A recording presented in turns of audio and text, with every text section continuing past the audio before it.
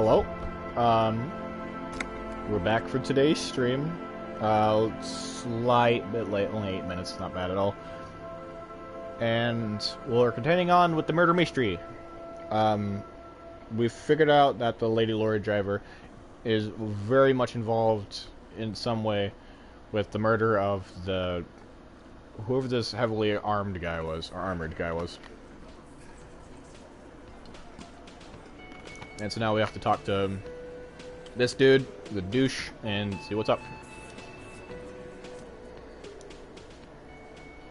Looks like the circus left town, but the clowns are still here. Alright, this does not look particularly happy to see you.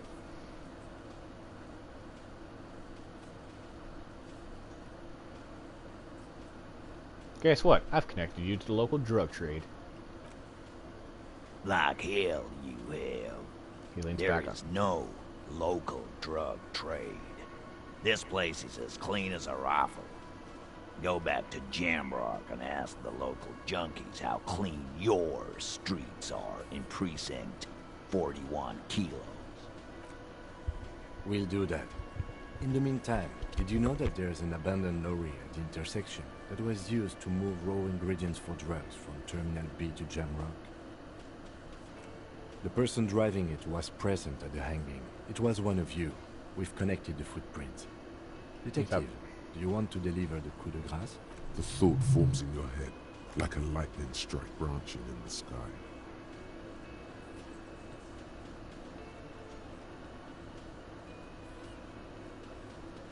No, he did it on our here in it. Thank you. You're right, Titus. There is no local drug trade, because it's all controlled by you. You're the drug trade. That's a mighty interesting theory.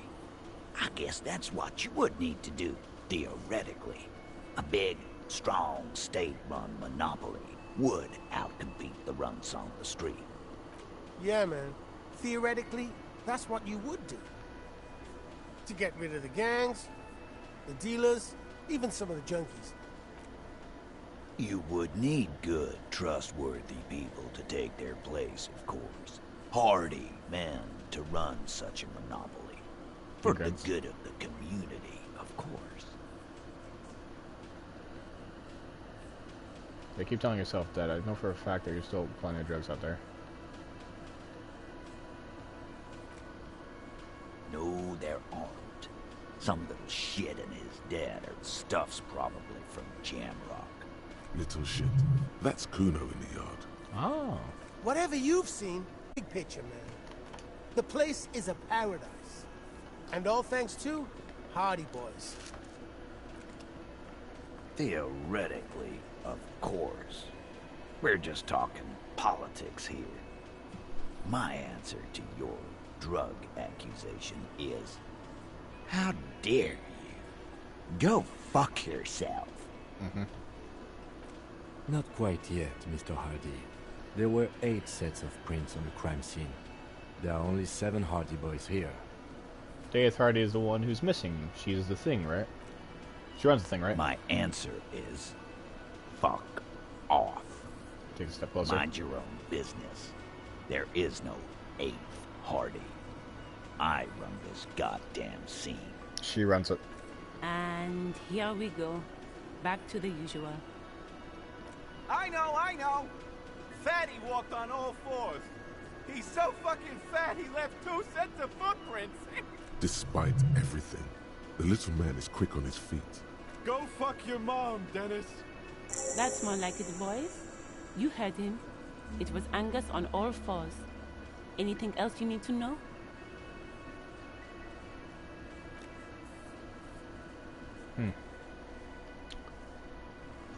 So now we just need to get harder evidence. Alright, level up.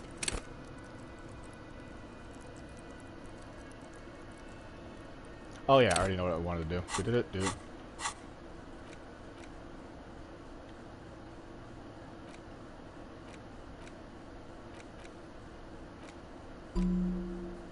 There we go. Ace is high.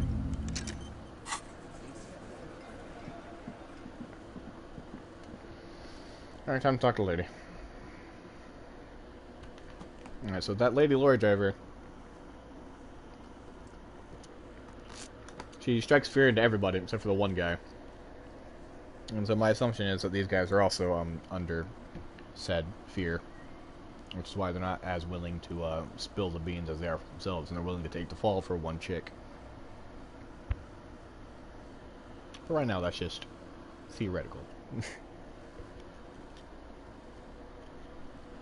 Alright, so now time to talk to the Pines lady on the boat. After that, we can probably start on the side mission of the paranormal police officer. This shit ain't nothing to me.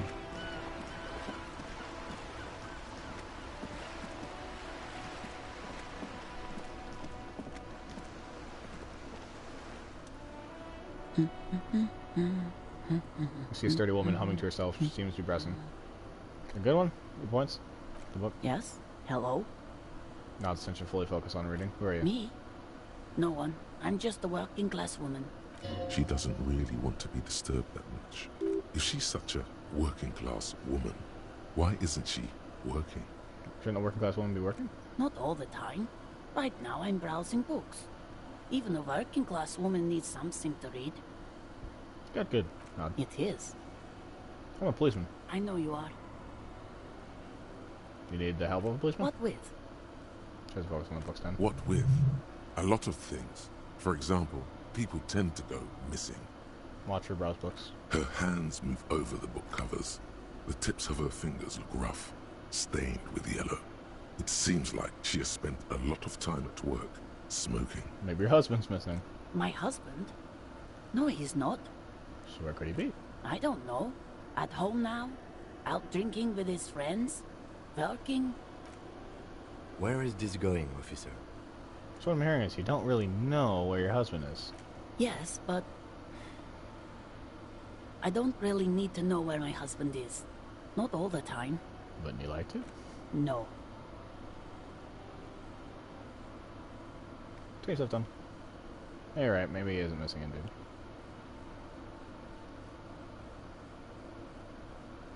Ah, I can totally help you. Why are we still talking about this?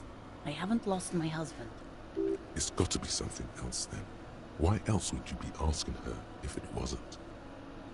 Maybe your children are missing. No, absolutely not. Okay, so where are they? Are you a policeman or a nanny? Please, whatever I want. Where?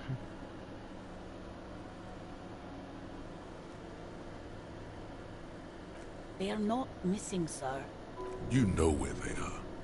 They're at home, smoking, giving the ladder of vices a chance. Okay, great. Just making sure. I see. Thanks. Maybe your cockatoo's missing. I don't mean to disrespect, sir, but you are being a bit of a cockatoo here. For what it's worth, I agree. But cockatoos can't be stopped when they get ladies. It's better to indulge him at this point. I'm asking about your cockatoo. Is it missing? I don't even have a cockatoo. And guess what? It's a trap. Never ever say what. Alright, cockatoo's missing. I just wanted to make Great. sure. What do you know about being a cockatoo? Nothing. Go read up on them if you're so interested. There's a great book in the bookstore. Maybe you should. What if the cockatoo is your astral captain? Or your heraldic bird? Okay, sure. Actually, that's exactly what I'm gonna do. Thanks for the tip. Wonderful. The store is open. That's all. The What you read? woman before you nods and returns to her reading. Alright, that was weird. New mission. Read a cockatoo book. Find your heraldic bird. Alright.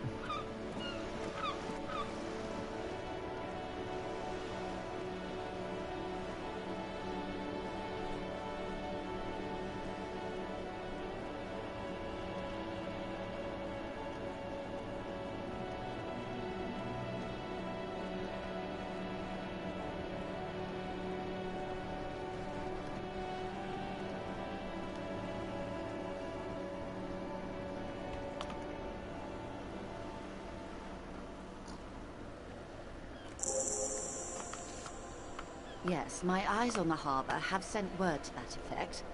What have you discovered? Wait, where exactly are these eyes located?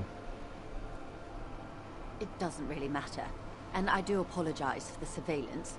Wild Pines can't afford to be blind at a time like this. One of the tall buildings overlooking the roundabout, most likely. That would give them a read on the entire quarter. In any case, it's a relief to know someone has looked into it. If I may ask, will there be an official investigation? I assume you discovered there is an operation. If there is an investigation, it will be part of an ongoing operation. Feel free, Aaron. Goddess Subject of the to good cops. confidentiality. Goodest of the good cops. Oops, sorry.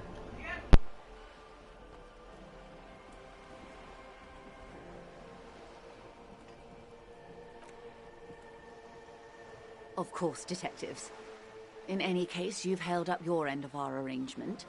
I trust you with the rest. Now it's my turn. Sorry, I was being told about food. I wouldn't normally break protocol like this, but the situation demands it. If you don't solve this murder, I'm afraid we may have a bloodbath on our hands. What about a bloodbath? Yes. I'm afraid this strike may descend into a small-scale civil war, with possible consequences for all of Rivershoal West. Since you are sharing, ma'am, this is also the RCM's worst-case scenario. Then we're on the same page, as grim as it may be. Tell me again, how is this Legend and Strike connected? I have an indirect role to play, I'm sad to say. My employer experienced a momentary lapse of faith in me.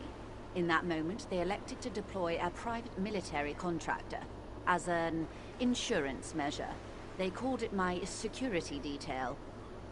A momentary lapse of faith? They were dispatched after I relayed the union's initial offer. Every worker... A member of the board. I tried to convince my employer it was simply a piece of rhetoric, or a joke. They did not appreciate the humor. Do you need a security detail? Absolutely not. These mercenaries are muscle, pure and simple. They are meant to intimidate the Union into surrendering. Who are they, exactly? Crenell, an Oronese military company. As far as I know, 3 arrived in Martinez. They report to me sporadically, but they do not answer to me. To be frank, our relationship is deteriorating. They wear ceramic armor, have semi-automatic weapons, and years of combat experience. They also have trauma and stressor disorder, and no idea how to conduct themselves in an urban civilian environment. So, what happened? The story is, one of them, the Colonel, I don't know his real name, sexually assaulted a local woman while he was drunk and separated from his unit. This allowed some of the more militant Union members to subdue him. He was taken out behind the whirling in rags and lynched last Sunday night. What then? Nothing. Mr. Clare refuses to let me into the harbor. I have not been able to discuss this matter with anyone there. The remaining 2 Crenell contractors carry out their orders, for now. For now?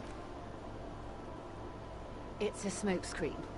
In secret, they are conducting an independent military tribunal into the lynching. Once this investigation is concluded, executions will follow. What is the nature of this so-called investigation? Whether to execute one, some, or all of the Union militants. I'd say this is not disco. It is very far from disco. My only hope is that you provide a single, concrete suspect before the mercenaries indiscriminately pick theirs. Simply put... Just gotta hold the mainsail. If you don't pin this on someone good, and do it fast, they will identify and execute everyone present at the lynching. This in turn will force the Union to respond. The Debarders have over 2,000 men. It will be 1,000 to 1. Have you ever seen a hornet invade a beehive, Lieutenant? It's not pretty. The Serai's giant hornet, the world's 2nd largest insect, can kill 40 honeybees a minute, while a group of 30 can decimate an entire hive of 20,000 bees in less than 4 hours. These men work in tandem using semi- and fully automatic firearms. Their armor is virtually impenetrable to muzzle-loaded weapons, even yours. Most Union workers don't have guns at all.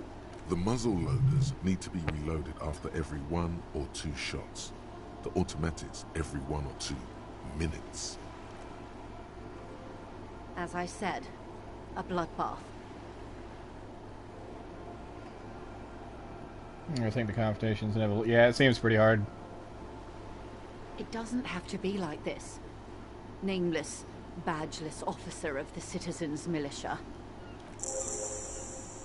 One single concrete suspect delivered into civil court, and I may be able to defuse this situation. What can you tell me about Cornell? Not much.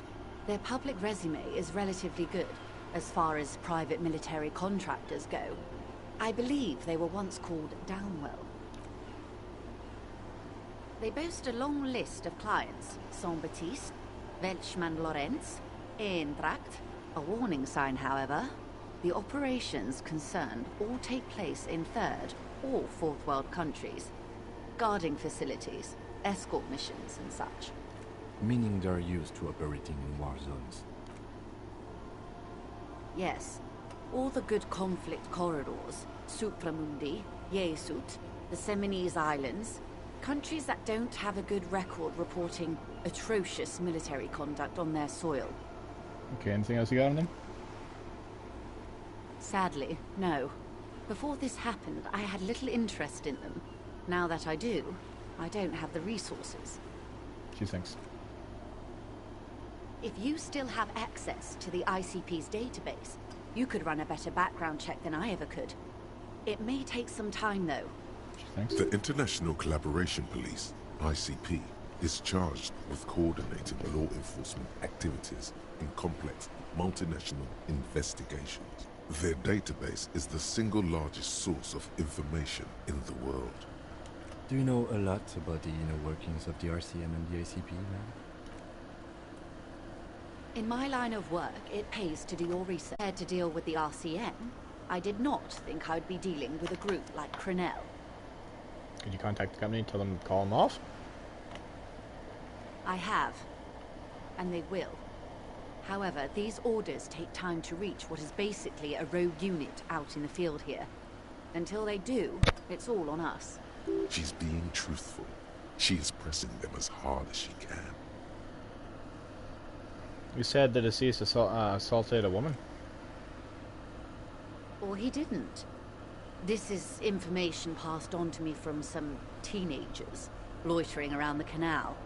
I cannot testify by it. We did the passing on then. The remaining contractors, their tribunal, it's what they believe. Well, this teenagers by the canal say? That the man was killed because he assaulted a local woman. I've asked around a bit. This seems to be the accepted story around Martinez. The lieutenant consults his notebook, his eyebrows knitted in concentration. We haven't heard any reports about an assault in connection with the lynching. Where did it take place? And when? Last Sunday night, at the Whirling in Rags, the hostel by the gates. Supposedly, the colonel was drunk, maybe on narcotics too. Either way, he's alleged to have sexually assaulted a woman. Sometime later, a group of dock workers got their hands on him. And who's this woman? That's a good question, officer. I don't have the slightest idea. As I said, it's a rumor about a rumor. In any case, it's what the colonel's remaining colleagues believe. It might be the girl that doesn't want us to talk to her anymore on the radio.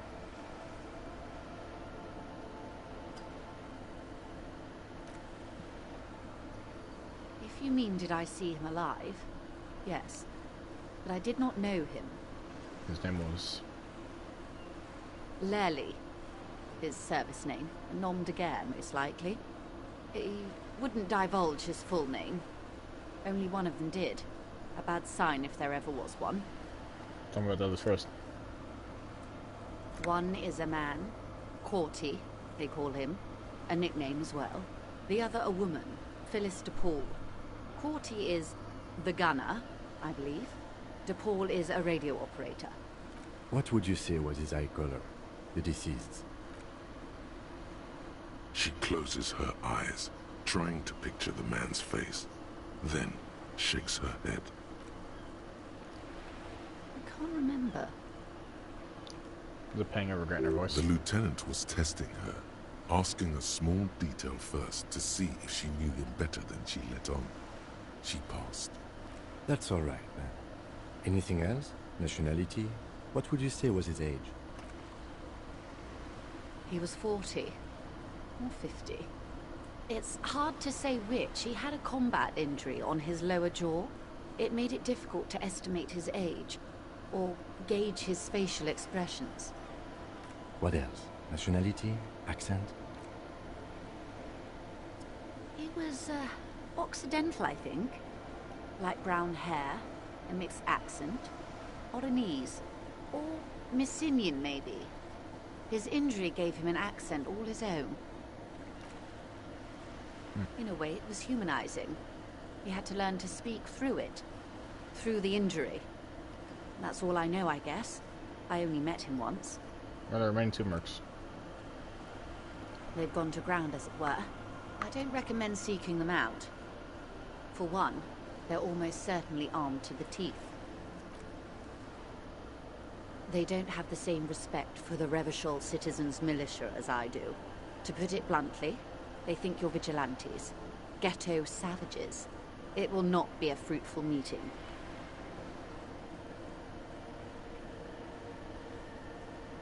We still need to know where they are.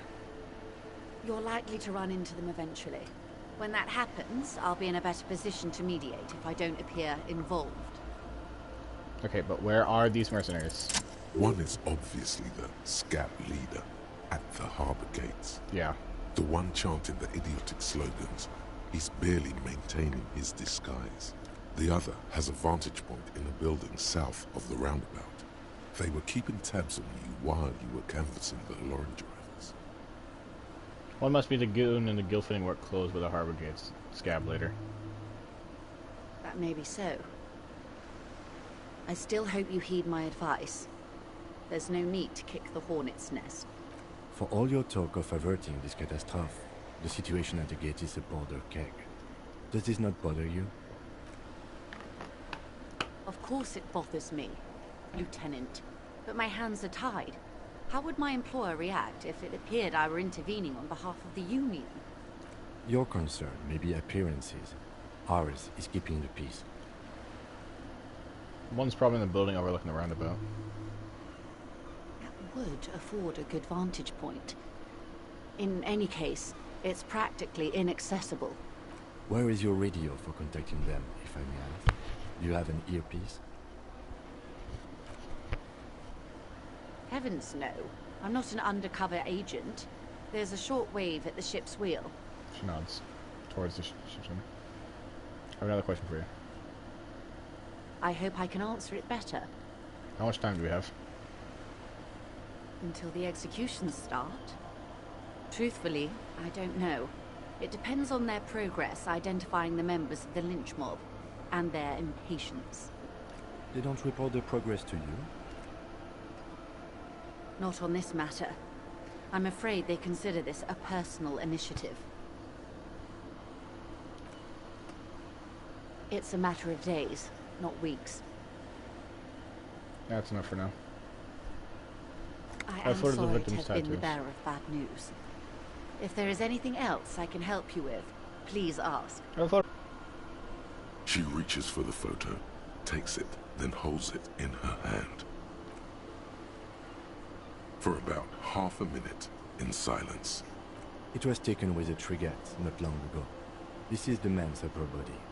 There were no more markings on his hands or legs. Her mouth is relaxed. The accordion lines near her mouth vanish. The pearls of her eyes move slowly on the photo's surface. What do you think? Sorry. I was trying to see if I can read the web of interdependencies between these points. The stars. I can't. But that's how you read this story. The points themselves don't have letters, numbers, anything. Their size, location on the body, and distance from each other tells you what they represent. Like stars in the sky? Stars in the sky. Close. Port cities. This is an Oronese map of the waterways, a sailor's tattoo worn by wayfarers of the Dolorian century. Over 300 years ago, the sailors would mark their bodies to map their travels. What is used with this map? The sailor's soul would use it to fly back home if they should die abroad. This is a sort of... the silver cord, they would call it. What travels did the dead man make? Traditionally stands on the right shoulder. He started somewhere near here, I think. What next? Then he made his way to the Pretto Grande, through what I think must be the Stutz Canal, an artificial channel through the Occident. From the Pretto, he sailed to the Insulindic Ocean, first the Semines Islands, then this. Just went to his heart. What was that? Revachol. Those are the two constants. Vredefort on the shoulder, and Revachol in the heart. They started the tradition of these maps right after the discovery of Insulinde, at the dawn of the Interinsulary Age. The old world passing by, and the new world already here. You said you can't read it.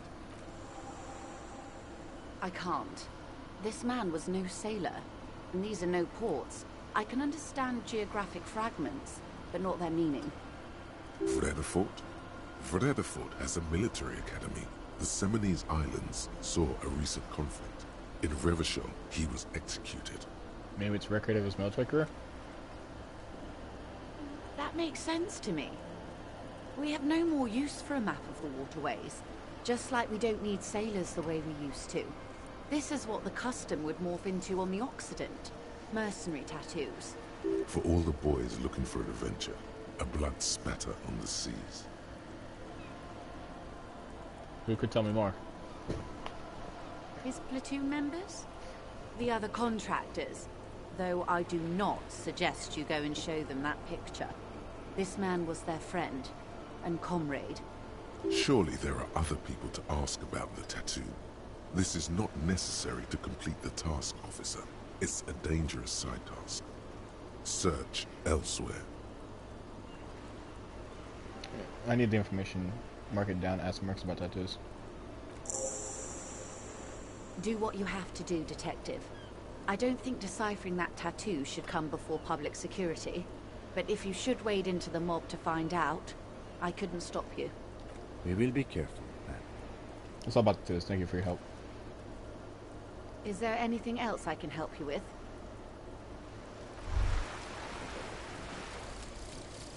But never seen.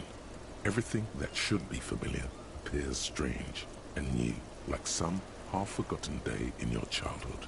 Only now. That's the feeling you've been having. And for who knows how long. You should go and ask Joyce Messier about this. What world are we in? This is a fundamental question.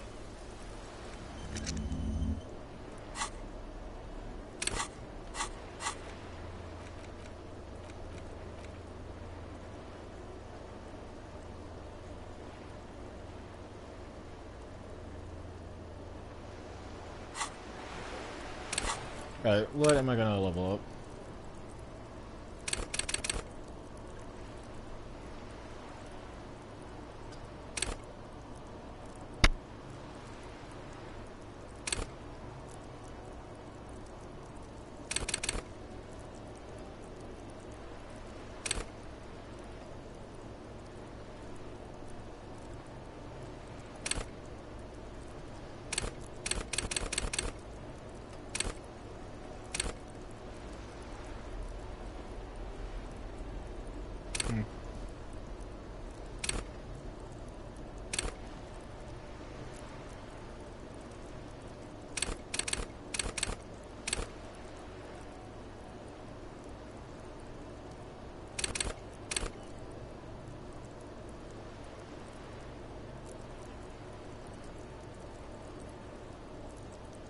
That could be interesting. Let's have 1 point authority though.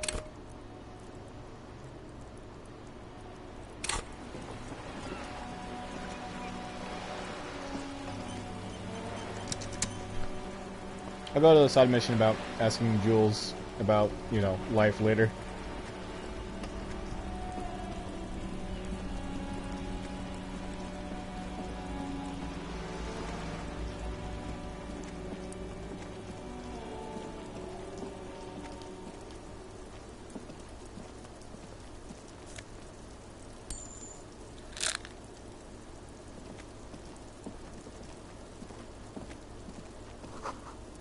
Garden hose that won't be used until snow melts.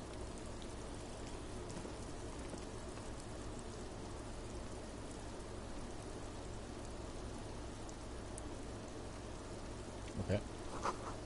Balcony with a view of the yard and the hanging. Hey, what's that noise down there? Chairs and tables eaten by rain and rot. Oh, the sputtering of bullet holes in the wall.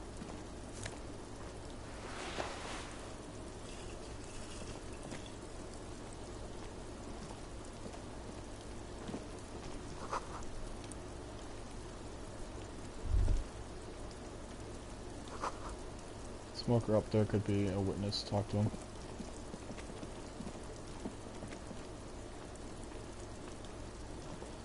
There must be another way into the building.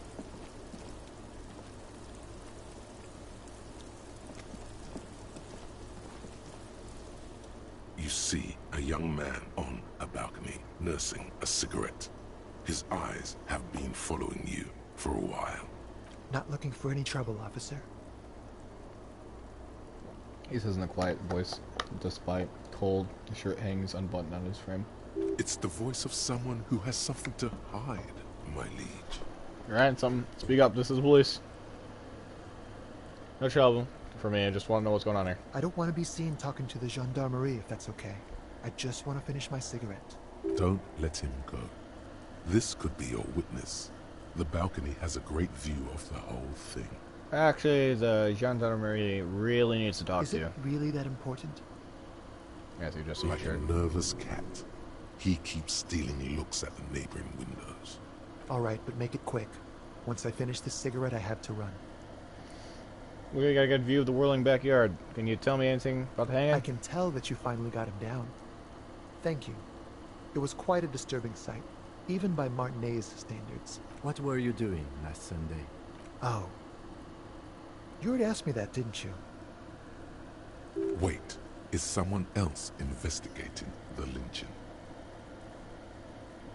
Did you, Kim? No, not you two. Some more muscular type. And when did you speak to this more muscular gentleman? Lieutenant takes out his little blue notebook and writes something down. Last week? I don't know. Look. He looks around again, rain pattered on the windowsill and dead houseplants. Look too late to see them do any good. It'll take more than rain to bring this place back to life. You didn't answer the question. What were you doing last Sunday? I had a friend over. What kind of friend? It was my Sunday friend. What's your friend's real name? Did you see anything? He doesn't reply, gesturing no with his cigarette. Under the grey sky, the neighboring windows are streaked with rain. Can you tell me your name? My name? My name is Martin Martinez. That's definitely not his real name. You're not actually called Martin Martinez, are you? No, of course not. Could you please lower your voice? Alright, we'll talk later. No. We won't. Now, if you'll excuse me, I really need to get going. 28, we got this 28 easy. This Whew! isn't the place or time. Hell yeah! for questions. Who knows who might be watching from the distance, Ugh. hidden behind the curtains. Hey, listen, lower your voice. I'm just trying to make this okay again. Can we meet again somewhere else? For a moment, the man on the balcony seems almost vulnerable. Something moves in the depths of his feline eyes. Compassion and a hint of understanding. I am sorry, but I really don't have the information you're looking for. The voice softened a bit with a flick of the wrist. He sends his cigarette butt over the rail. But, hold on. What's that? For a split second, His hand lingers, as though gesturing towards a stone placed right next to the front door. It's a sign. Good luck with the investigation. He walks away.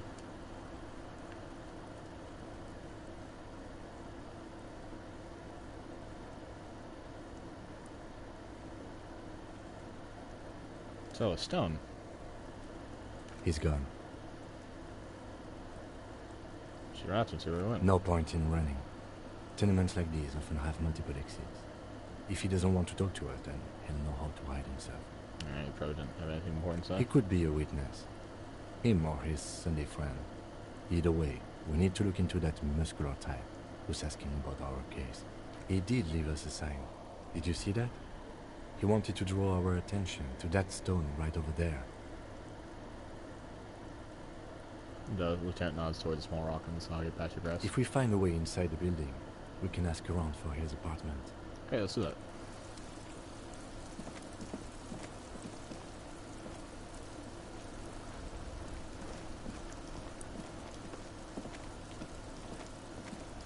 A stone, like any other, lying in a whirl of sleet and mud.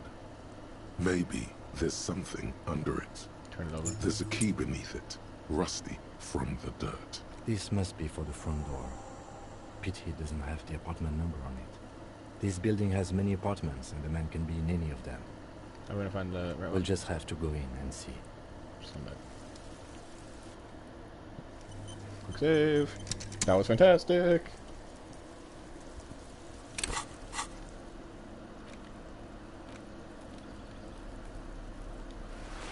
Oh wow, nice.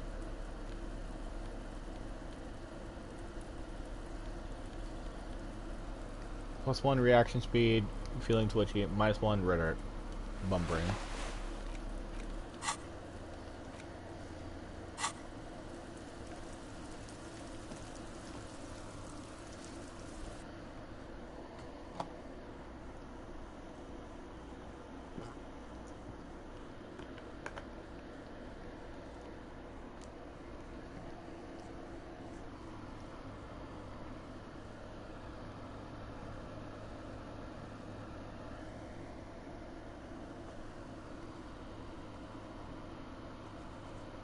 I'm really happy I did that skill check. That's crazy.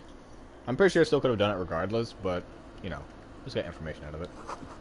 Vision notice some missing paths and plaster on top of each other.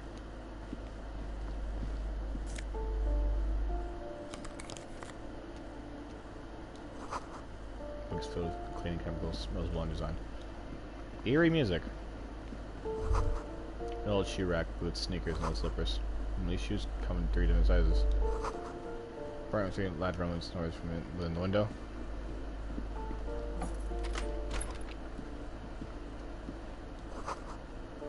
Moss crawls in the bathroom like it's actual moss. Shower curtains are covered in some sort of slime.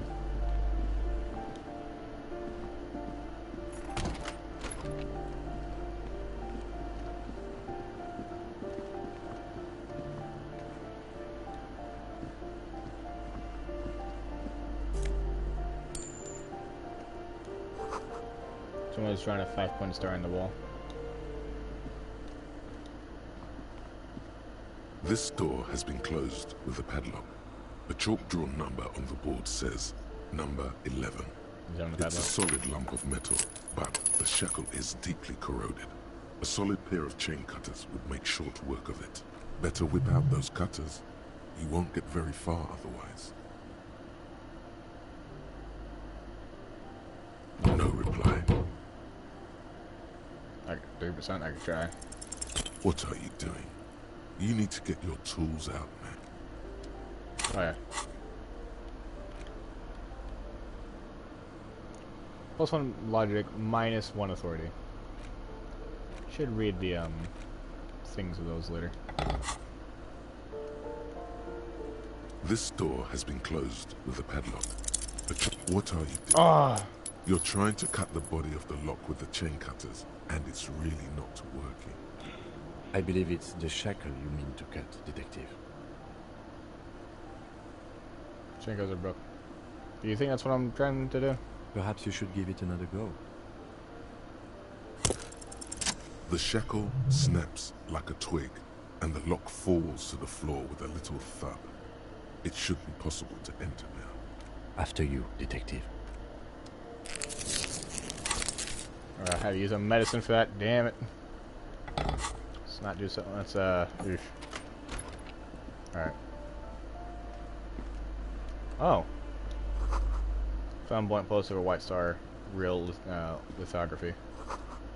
Books of critical theory on the monstrosity of the capital and such. Photos of revolutionaries posting it with guns. Revolutionaries love to post their guns. Nothing else in there? Oh. A plaster cast bust depicts a middle-aged man with impressive sideburns. The name on the plinth reads Kraz Mazov. Kraz Mazov, nom de guerre, was an economist and a theoretical historian. He was a leading figure in the Grad side of the turn-of-the-century revolution, where he headed the 9-day government. 11-day government. Mazov What? is considered the father of scientific communism, Mazovian thought, or Mazovianism. Oh. So this is like this universe's version of Marxism? Sorta. Why does this tenant have a bust of Kraz Mazov? The White Star, the photos on the wall. I think we have broken into the apartment of a young communard. How fitting.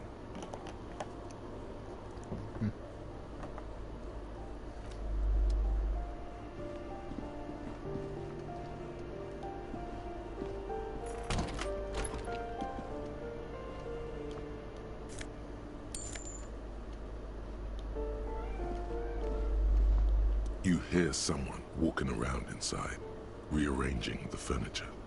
The number on the panel says 10. The walking stops abruptly, but no one comes to the door. Who is this? This is Blaze, open up. Do I have to open the door? You hear the clink of heels again on the other side, walks right up to the door. Her tone is getting a Did defensive you edge. have a warrant? I'm not obligated to open the door if you don't have a warrant.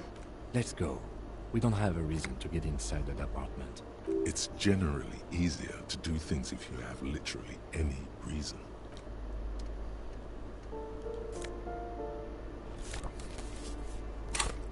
Boogie Street 46, fine. Something I can sell, I guess.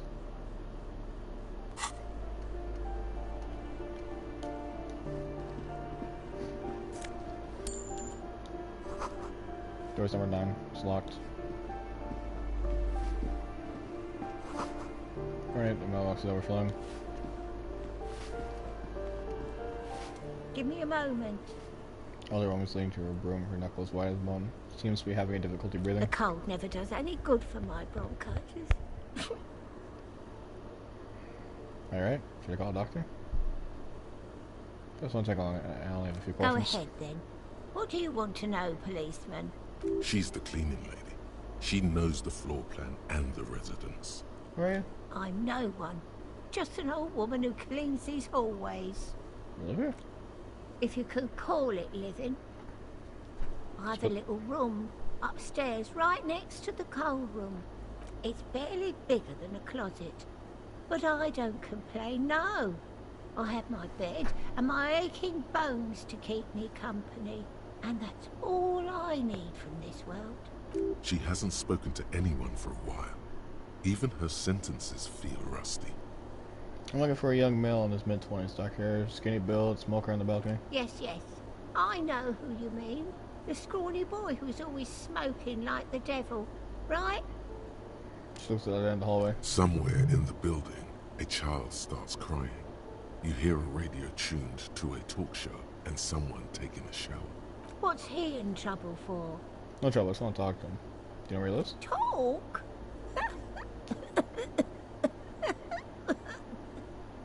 What was so funny about that?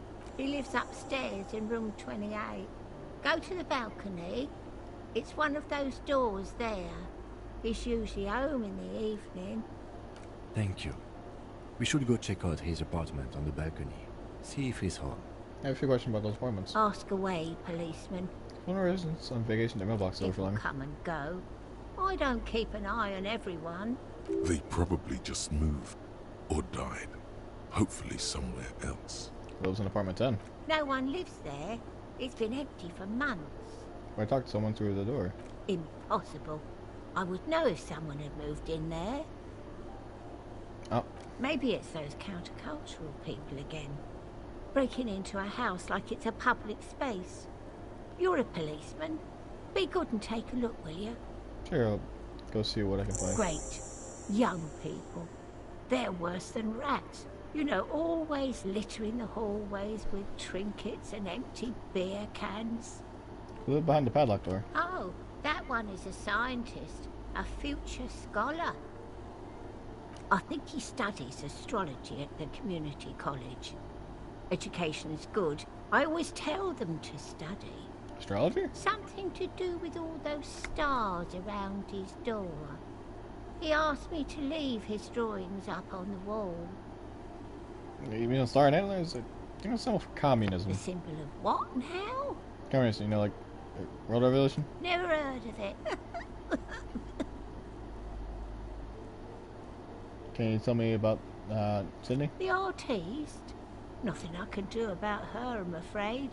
She ruins the walls faster than I can clean them. Still, She's another broom. she leaves an old lady to her business. More than I can say for others. Sorry, that's all, thanks. Oh, no.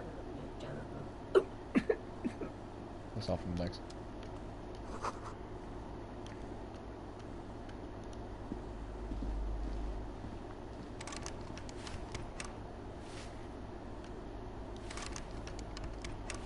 Interesting. Yeah, whilst I'm here, I guess. You hear someone walking around inside, rearranging the furniture. The number on the panel says 10. This apartment's supposed to be empty. Did you break in? Excuse me? Of course not. You have plenty of reason to enter. I don't need a warrant if I suspect there's been a break-in. Oh, come on. There's a pause before you hit the door being unlocked. Well, that was easy. That was smart.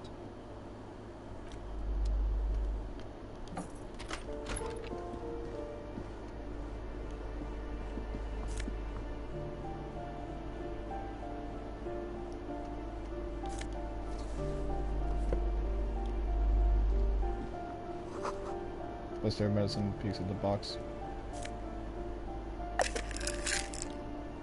Oh, that was a bunch of good stuff. Nice! Sorry that I robbed you. Also, you shouldn't be in here. It looks like a fine mattress. Don't be ridiculous. You can hear it swarming with bugs. Satisfied? My name is Marielle Charpentier, and I'm an agent with Martinez Realty Associates. I am not breaking in, as I have every right to be here. The keys, see?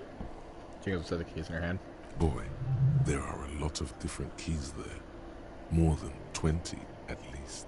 Do you want to see my ID as well? You can't legally ask for it, but why not? Want to see my residence permit? Thank you.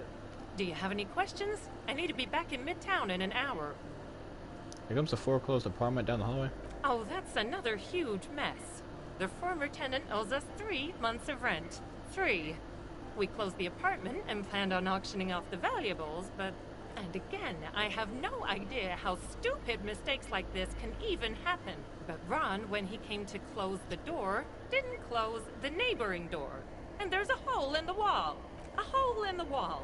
Can you believe it? And then the tenant ran off with his stuff. He's gone. The money's gone. Just like that. Snaps her fingers. The sum must have been puny. Couldn't have been that much money. The apartment looks pretty shabby. These apartments are perfectly fine.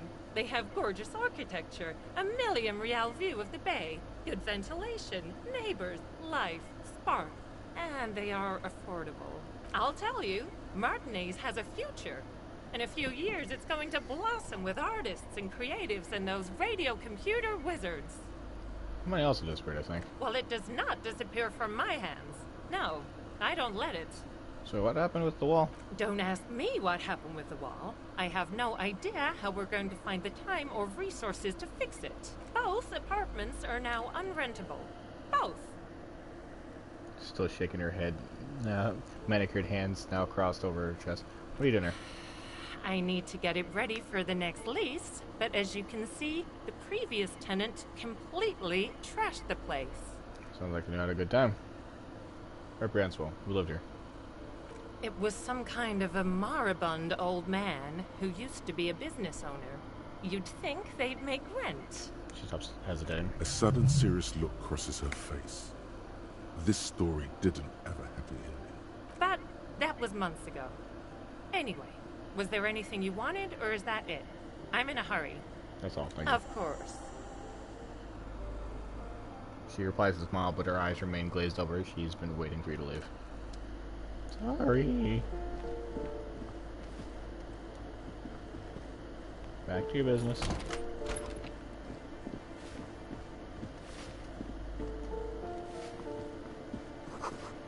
Notes read foreclosed by Martinez Realty Association.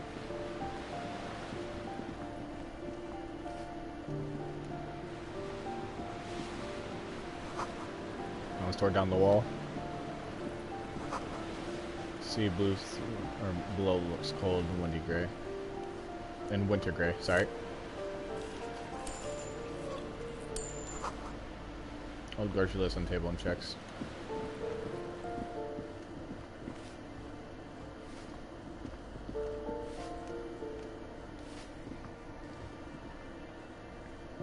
Most checks have secret difficulty modifiers. Talking to the right person can reopen a closed white check.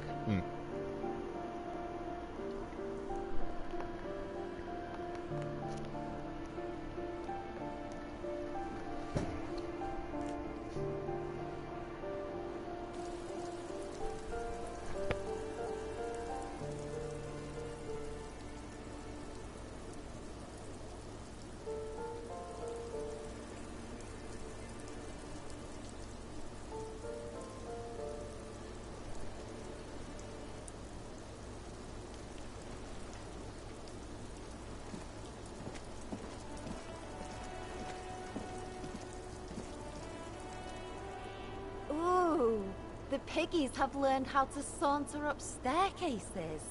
I didn't think you could do that with hooves. But here you are.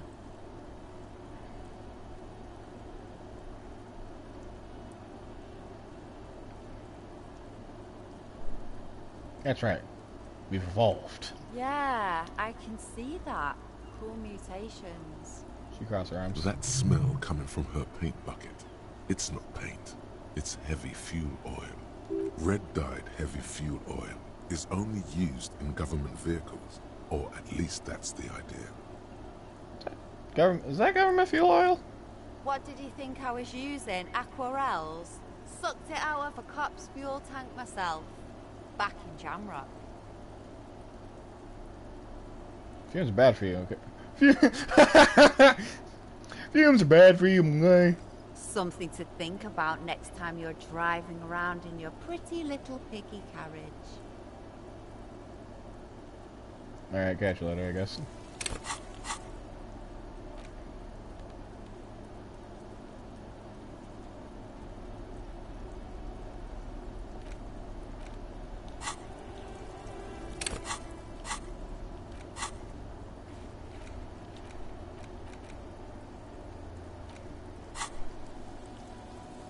Oh, you zoom out quite far.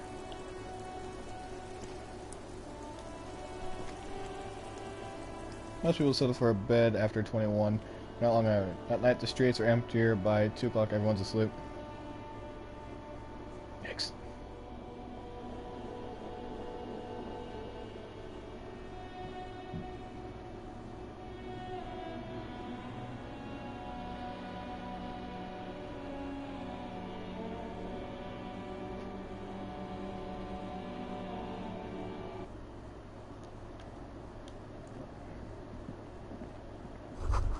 Someone's been sleeping here recently. Isn't it? 100 tiny feet scurrying beneath the grates. The rats of the city. Enough coal for several winters. Smells of chemicals. So I'm assuming this is where she's been chilling out. Fair enough. Also got pants. +1 electrochemistry. God ass. -1 reaction speed. Hindsighted. That's interesting. On morale, put points into flotation. Wow. Oh yeah, actually, probably should do that one more time. Unless I can't, then yeah.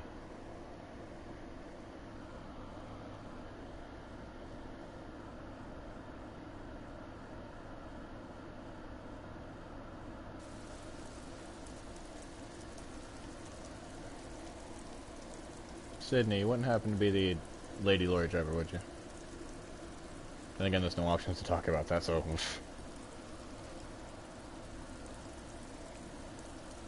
Maybe you're just some hooligan. Who knows? Alright, box.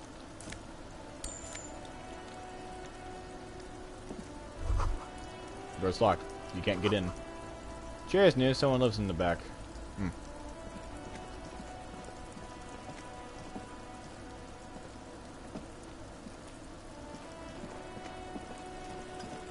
Alright, well that's that part, I guess. There was another door, so I'm assuming that's how we get to the back.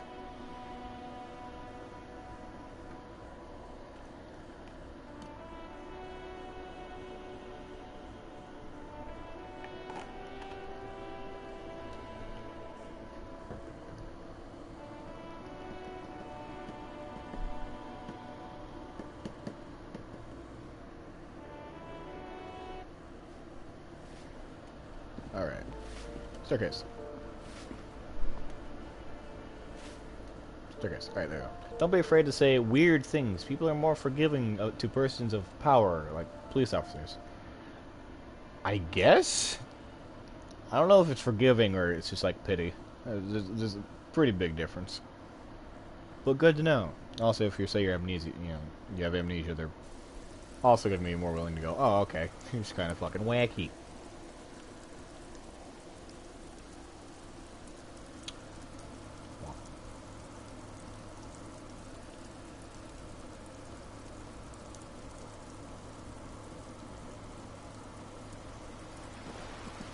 Oh! Okay, I see.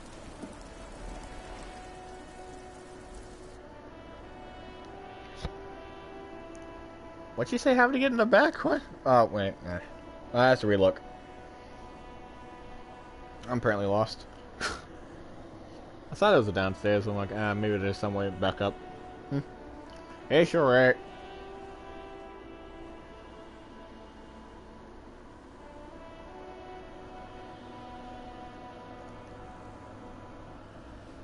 Alrighty. Hello. Okay. That isn't just a five-pointed star. It's an inverted white pentagram cradled in a wreath of antlers. The iconography of communism, in other words. The star and antlers was developed in the 6th decade of the last century and quickly adopted by Mezov and the communards during the revolution. Even today, half a century after, the star and antlers retains the ability to evoke hope, disappointment, and fear in equal measure. There's a star upside down. To symbolize the toppling of the old order. Also, some social democrats were already using it. Well, still the antlers. The wreath of antlers represents a natural crown. It was about building a society that could exist in accord with the natural world, and at the same time, above it. But gold's natural. Just saying. Why white? Because white is the color of peace. I guess. Nothing at all yet. Right now, it's just meaningless shapes on a wall. Alright. Coolio. Oh, that's the balcony. Oh, man, I am... Whew, I'm slow, apparently.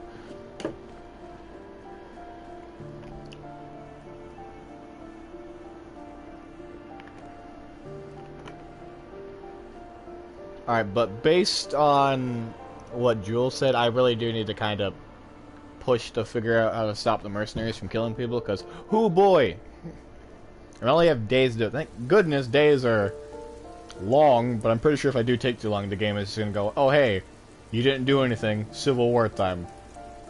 You suck, sorry.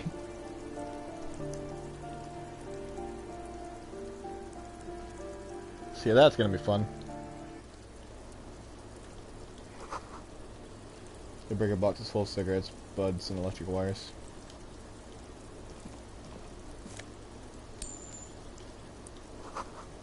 Curtain shifts are slow, someone's watching from within.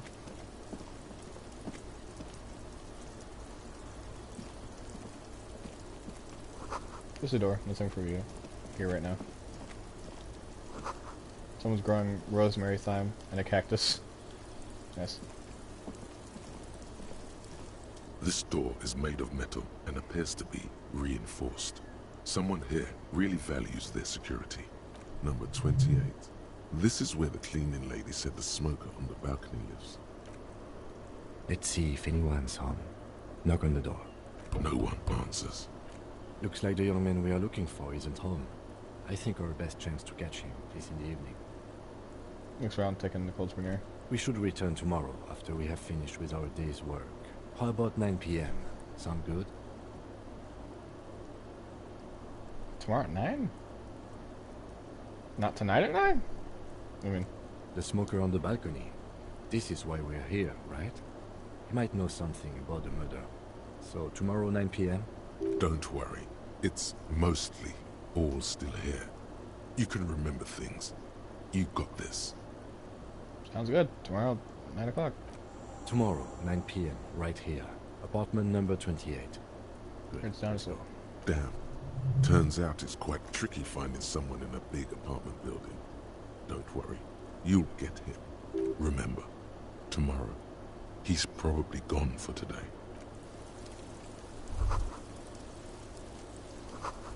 I'll play science whoever lives near isn't home. Store is apartment 30.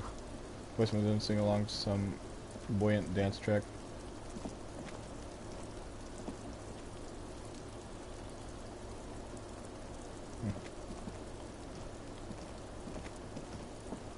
Guess that's a wall or something. You're ready.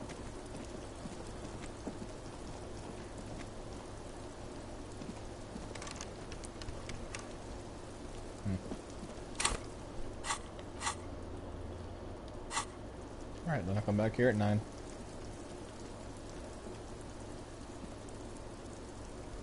Air checks can be tried only once. Failed white checks can be retried by increasing the relevant skill. That's good to know, actually.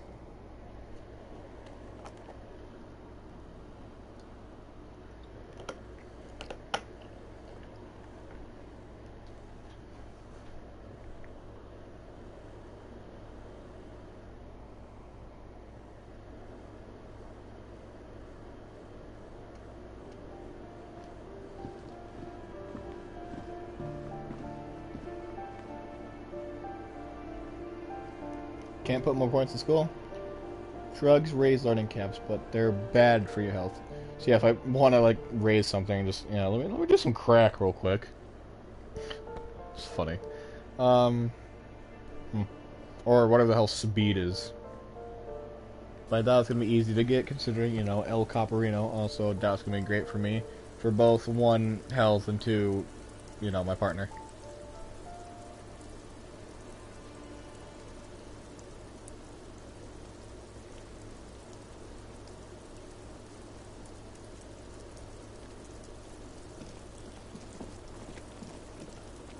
Oh!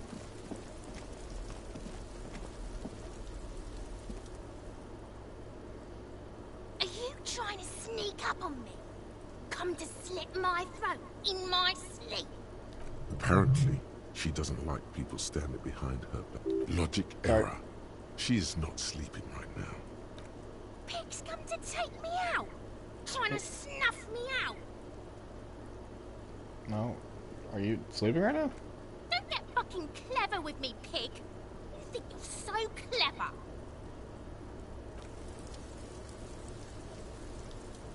Trying to sneak...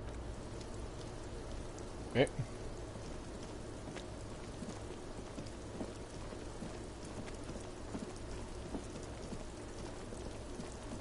What is this? Locked.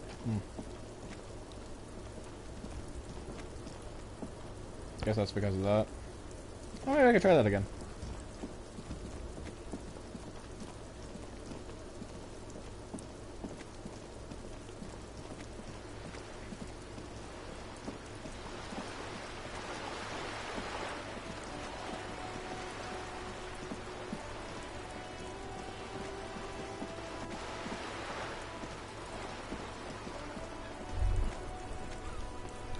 There. Working class drunk. You know what this means, right? Guess all. Cracked it. All in a good day's work. Wait, what did I crack exactly? What do you mean, what did I crack? Look at how working class that drunk is. It's your husband. The missing husband. Yes. And you found him.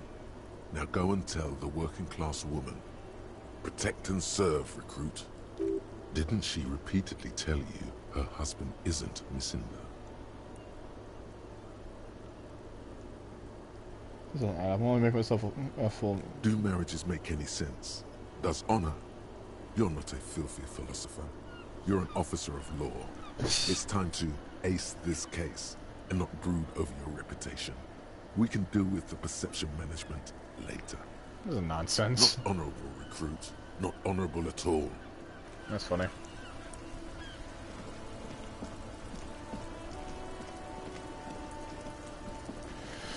Alright.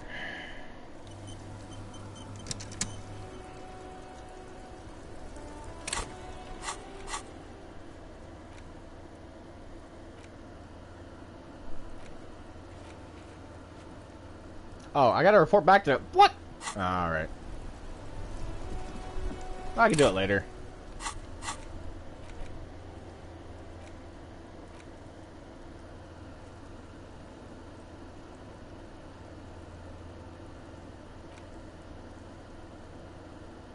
Oh yeah, field autopsy. Alright. Gonna put on gloves, just in case.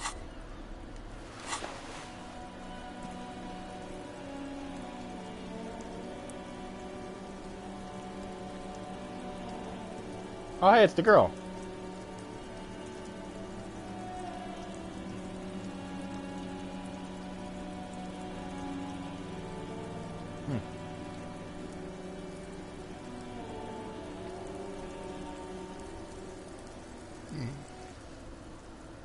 The rotting man lies on his side with his eyes looking straight through you. The belt is still around his neck. His body is supine and open to intrusion by autopsy. He adjusts his glasses and takes a deep breath.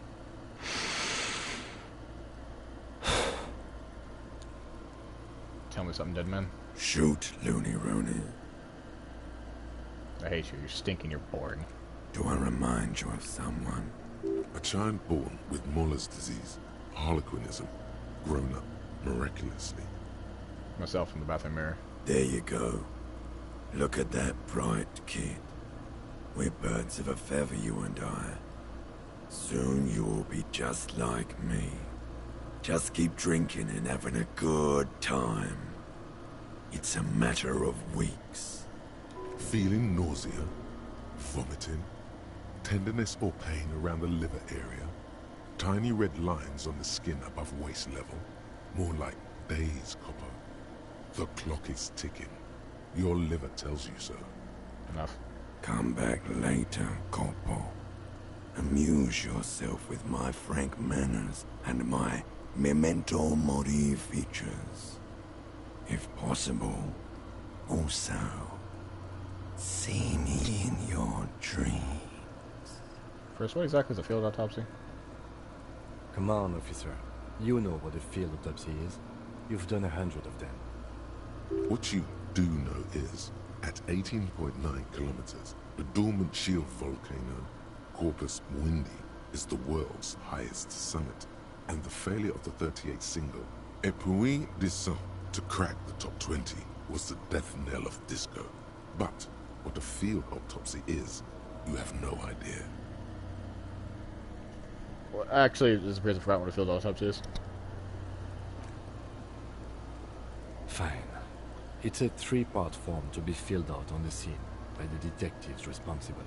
One takes notes, the other dictates. The goal is to establish cause of death.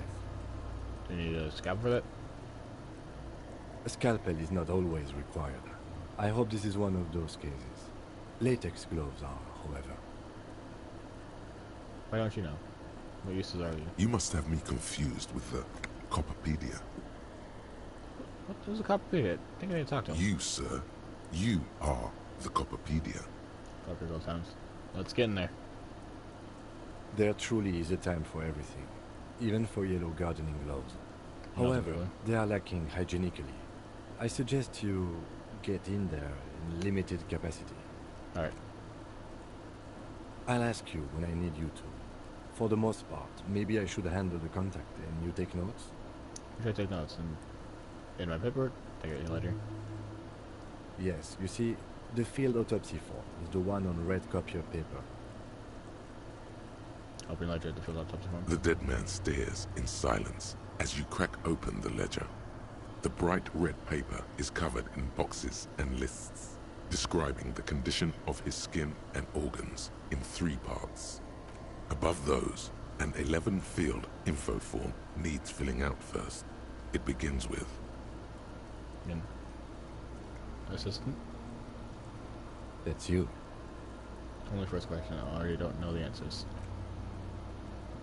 Not an energetic start to an autopsy, I agree. Pig's messed up. Kuno feels pity. Just leave it empty, officer. Empty. The corpse lies there, indifferent to your retrograde amnesia. The next box says... Coroner's case number? KK57-0803.0815. KK equals Kim Kitsuragi. 57 equals Precinct 57, followed by his date 0803 and time of arrival 0815 on the scene. He's indexed the case after himself, not to you.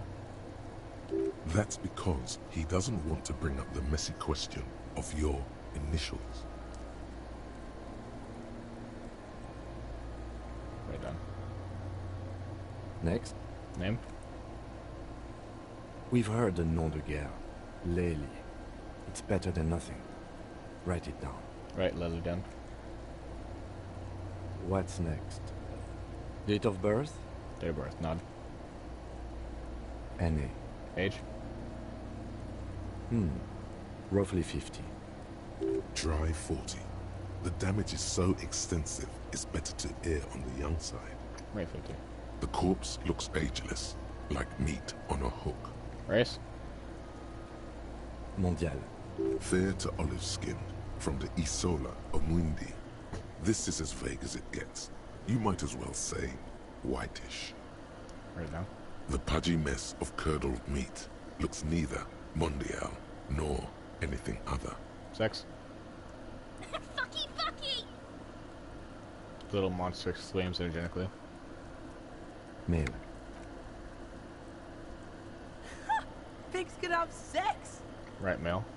Nor does he look male, with his pregnant belly and indistinguishable face. Date of death? We're still going with March 4th. 51. Right, 04, 03, 51. What else? Loose sword on 9. the shoulder. Body identified by is non-applicable. 10. Case number is the same as the coroner's case. KK 57 0503 0815 listens motionless, with the cargo belt still around his neck. Only one box remains. None. At least not after the initial examination. Actually, is treatment anyway. Evidence of treatment, sorry. Interfering with the body's position or wounds post-mortem. Not sure, didn't footprints look like he was carried over? They'd have to have incapacitated and carried him over. This man was more than a match for untrained dock workers. Piston demonstrates as if it was in Your preparation. central nervous system recognizes this gesture. It's the stations of the breath. Ecclesiastic, religious in nature, a holdout from pre-DeLorean burial rites. It takes him 2 seconds to perform.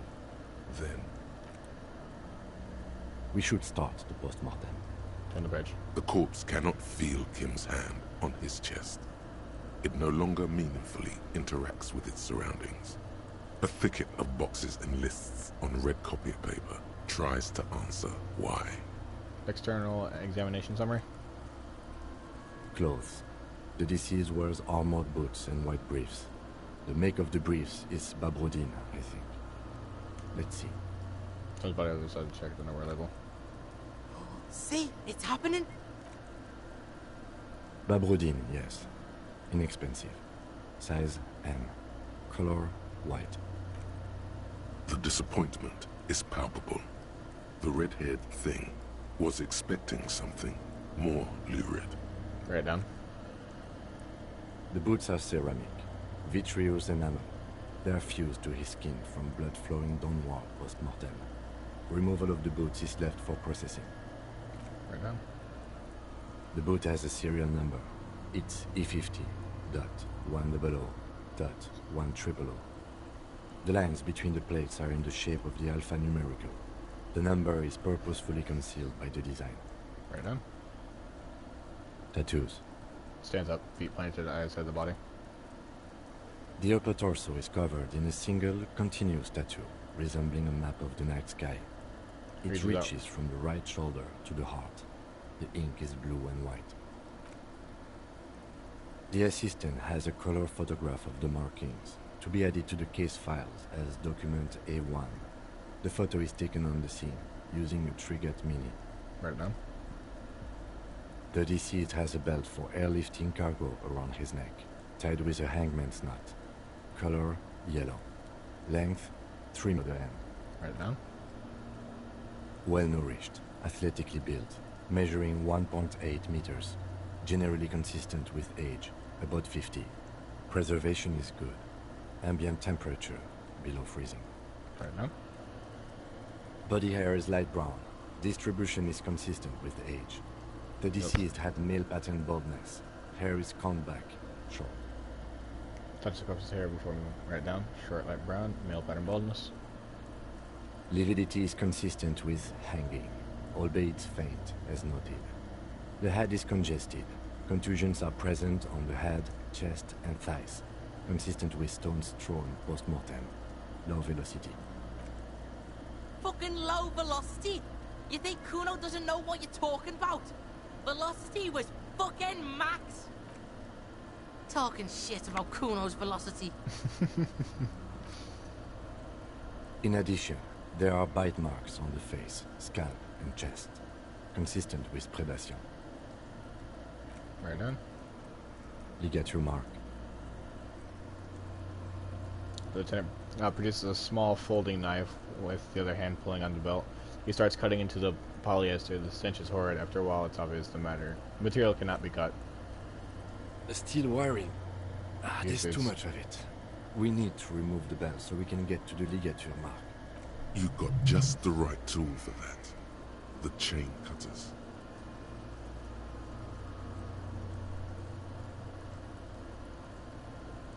Yeah, I'm prepared. At the chain cutters. The hanged man lets out a joyous little bubble of rot from his nose. Good thing we have these chain cutters called the rubber grip cutters. Always good to think ahead. Now, Points to the rope squeezing the dead man's neck. we need to cut the belt to see the ligature mark below. Carefully, with as much precision as you can. See? My pig is gonna fuck his head off. No, he ain't. Your pig's a boring fuck. I'm Kuno's pig, I agree. Not your pig, Kuno.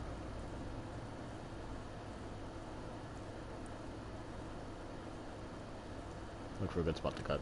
The belt is equally tight around the whole circumference of his neck, swelling over the edges like white bread rising from the east. The knot is the weak spot. The chain cutters fit in there, Steady now. Like a flower arranger. 2 cuts and it should come loose. 72, come on. After some deliberation, thank goodness. you sink the cutters into the knot tying the belt together. You squeeze the rubber handles together, sweat forming on your brow. Press down. Snap. The knot is slashed. Another cut and the belt falls apart like a flower bouquet, revealing the dead man's neck and the dark red ligature mark around it. The rope rises to a point, leaving a gap in the ligature mark. The suspension point is in the back of the neck. The lieutenant leans closer, running his fingers along the dark red grooves until there's a gap. Hemorrhaging is observed on the skin, above and below the ligature mark. The mark is well pronounced, consistent with a drop from 1 or 1.5 meters. Write it down. Chest is intact, normal contour. Abdomen is protuberant, pelvis intact, genitalia. He pulls down the man's underpants. No! Let's get out and see! I fucking knew it! Genitalia is male and unremarkable. No evidence of injury. Write it down and move on. Back is symmetrical and intact. Upper and lower extremities are intact, but asymmetrical. There are combat injuries on the right hand, thigh, and hip. In addition, I see smaller, residual scars, too numerous to count, covering about 30% of his skin. From wounds sustained over 2, maybe more decades, dispersal and accumulation indicates long and active combat duty. The scarring is extensive, way more than the law officials. We have a real museum here. Of battles, wars. Write it down. Last item. Hands. He takes the man's right hand and inspects it and moves on to the hand. The hand feels heavy, filled with decay liquids, like it's ready to explode if squeezed hard enough. You're suddenly repulsed, so much so you feel compelled to drop it. Hands are clean. No sign of injury from struggling. Write it down. Ooh. So just how to breathe. All for the external. Well done. What next? Internal examination summary.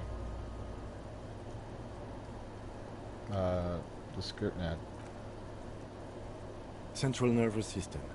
I have nothing. Do you have anything on this man's central nervous system? Of course, there is a moral to be drawn from it. A moral to this story. Nope, right in there. Musculoskeletal. Purge fluid is coming from the mouth. Not injury related. Eyes and tongue protuberant. Hyoid bone. Let's see. With his eyes almost closed, the lieutenant puts his hand on the dead man's throat and begins to massage it, gently. A rotting smell erupts from the mouth. Purge fluid runs down his lips, black and viscous. You hear cracks as the lieutenant moves his sharp fingers inside the flesh, like the creaking of an old house at night. Yeah, jack that fucker off! The hyoid bone is fractured. This The is rest of the thorough. musculoskeletal system is intact and remarkable. Write it down. Respiratory system. Back hunched as if in prayer, he begins to pry open the dead man's jaws. He stops to exert more force. Both hands are used. Oral cavity shows no lesions. The victim has received a dental implant, possibly after a combat wound. Mouth swollen. Hemorrhaging present in mucosa of the lips and mouth. Hepatobiliary. NA. Right in there. Same for toxicology and serology. And Right. Sorry. cardiovascular. The body exhibits heavy lividity. Blood has gathered in the hands, feet, and neck. Hypostasis is visually consistent with the hanging. Write it down. Gastrointestinal. They sigh, approaching relief. This is the last field of unless he looks around, there's a ground pool of feces there. This will do. Digested semi-solid food in stomach. Voila. Touches the corpse's bloated lower abdomen briefly. Write it down, keep the voila. What's next on the list? Description of the injuries, summary. Let's see. We have bite marks, contusions on the head and chest, and a ligature mark encircling the neck. You'll need 3 fields. Leave a 4th one too. Be thorough if you want maximum results. What's the 4th injury field for? Nothing. Just in case. Bite marks. Head, chest, and scalp bite mark injuries. Predation by birds has caused damage to the body. Odontologist does not need to be consulted. And your opinion, officer? Non-fatal post-mortem. Agreed. Next injury? Contusions. So, the scalp bleeds from a post-mortem head injury, a stone. The injury does not have the rim of an early inflammatory response. The perpetrator on the scene has confessed to causing it post-mortem. At maximum velocity, fucko! Has confessed to causing it at maximum velocity. Right now. Coagulated blood sticks to his scalp and chest, where the countless stones have hit the dead man. Beneath, the description of injury. 2 boxes. Non-fatal post-mortem. Right. Ligature mark. Next. A dark red abraded ligature mark encircling the neck, with a gap on the nape measuring, let's say, 7 centimeters. The hyoid bone is fractured, the cervical column intact. I see hemorrhaging on the skin, above and below the ligature mark. Depth of the mark, 1 centimeter. No signs of clawing on the neck. Right on. Below the note, 2 customary boxes wait to be ticked. The man's head jerks to the side. The ring around his neck is visible. Awaiting your judgment, the ring around his neck is visible. Think for a moment. There's time. Don't rush. Opinion, fatal injury. That's it. We have established cause of death. It's not much, and it leaves much to be questioned. But it's a start. Let's wrap this up. I pronounce this field autopsy over. First, how did it go? Well, we established probable cause of death. Some would say that's the goal of an autopsy. We were thorough with the list of injuries, too. We described them all in detail. What is there to say? Given the circumstances, it was a professional field autopsy. Well, now. I need a copy of that autopsy form. Then I will drive him to Faubourg. Or about a copy of the autopsy pages. For processing. He looks at the dead man one more time at the slip, the red paper in his hand, then at the corpse again. Tilt your head, also looking at the corpse. I'm sure we didn't get everything. There's always something.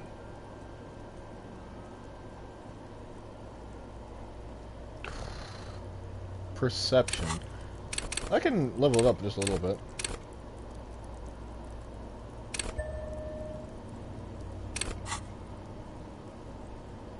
Wow. Sorry. 8%. Ooh, that's a... I'm sure we can do this easily. You run your hands over the victim's cold body, his limbs, his torso with its swollen organs. Maybe you should be more thorough. Give up. The corpse seems to yawn contentedly, as though it's glad you've run out of steam. Do you think we missed something? Yeah, so something we're not saying. Okay, well, we are in livor mortis here. He is disintegrating. We need to refrigerate the body if we want to conduct another examination, and we need to do it fast. Okay, where do we go to find a fridge for the body? It would have to be industrial in size. Let's start by asking Gart at the Whirling in Rags, and the Fritz store down at the gates.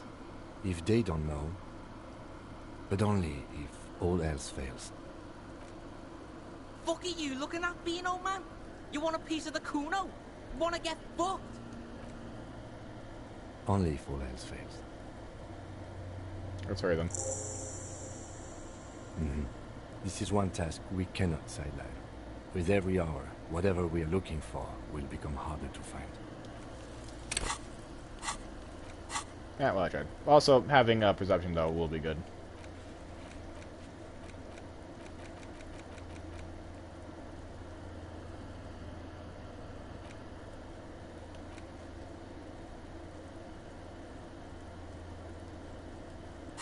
Oh, I can look at the pile of edamite again. Fantastic. An inconspicuous pile of the roofing material. Because Finally. there's a secret door hidden behind the panels of Eternite. That's why they're too orderly. Pull the panels aside. There it is. You see a shabby little door. Nice. What is this then? A tool shed? The big side. Let's investigate. Alright.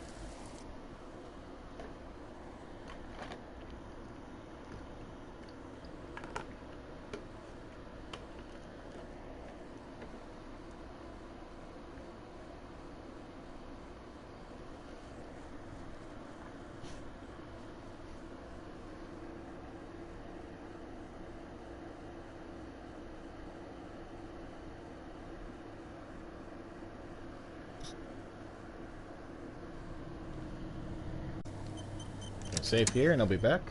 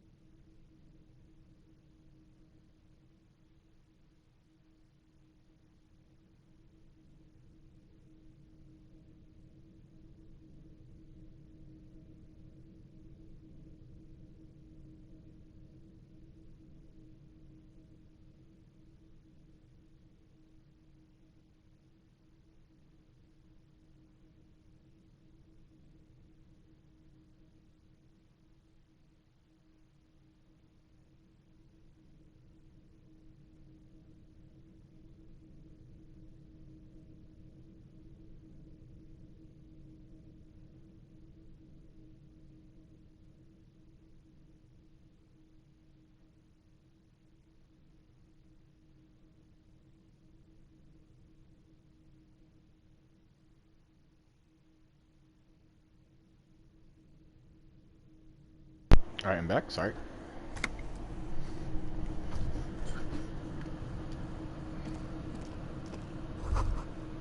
Empty tube of magnesium supplement. Magnesium supplement is to rub on your chest to have a happy magnesium-rich life. Silver plate with traces of bone yellow powder. Be still, my beating heart. It's amphetamine. Sweet amphetamine. So this is why Kuno is why Kuno. The lieutenant isn't studying the powder in the mirror. He's studying you. There's a good vague way to ask where he stands on drug use. Professionally, I mean.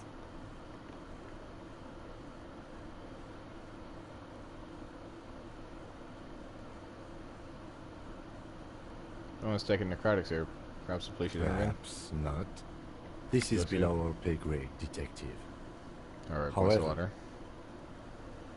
see that ladder there? It's probably another way into the industrial harbor, no? A secret path the local kids use. Poster says, get out of the way or get up. Get fucked up. Poison, nice. Robbed Kuno. Cured pig's head, it looks mummified. Lovely. Low morale? Put points into voltation.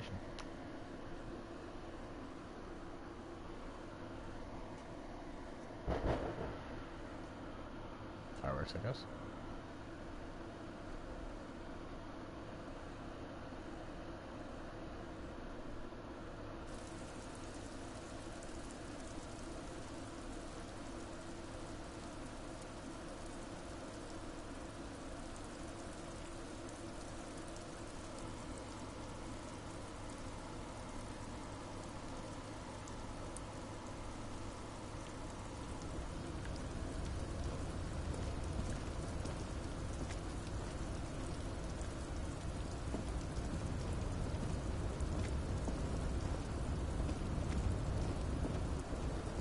whew.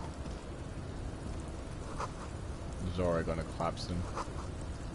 Restoration pillars move on to ruins together. Post guard.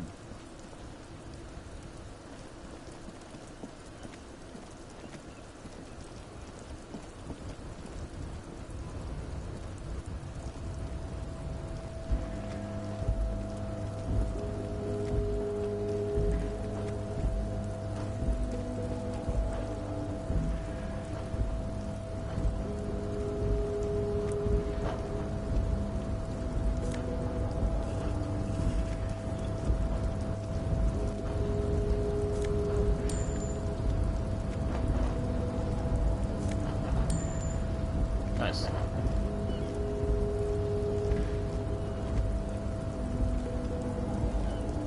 Looks like someone left his tarpaulin cloak hanging on the railing here. When the wind ruffles the cloak, you can most definitely see a white rectangle on its back. You son of a gun, it's a cop cloak. Yes, it's probably yours. It bears the RCM insignia, and you have a habit of being careless with your equipment. He judges the drop. You could probably make the jump. You look like you've done some track and field in your day.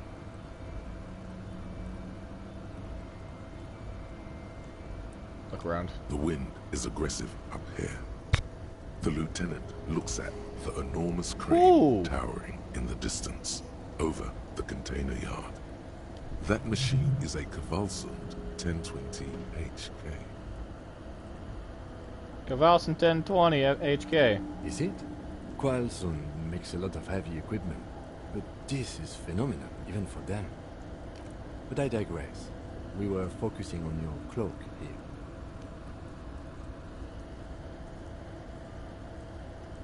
Do you really think this cloak could man? Should I go for it? The cloak?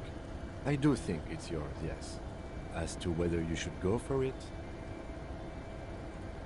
Well, it doesn't seem too dangerous. 2 major stops. Whenever you're ready to do it, I'll be right behind you. The cloak looks like a bag of goodies floating in the wind. Who knows what its pockets may hide? Easy, save it for rare. Look for the cloak. Let me... Yeah, now we know. Aces high. Nice! For the rest of the world, the Aces High is just a cool Revachol thing, politically neutral. In Revachol, it still holds revolutionary connotations. Also, have you looked at Lieutenant Kitsuragi's clothes? He wears a bomber jacket, just like the ones worn by aerostatic brigades, and those cargo pants could store tools for hotfixing your aerostatic. Maybe you should ask him about this.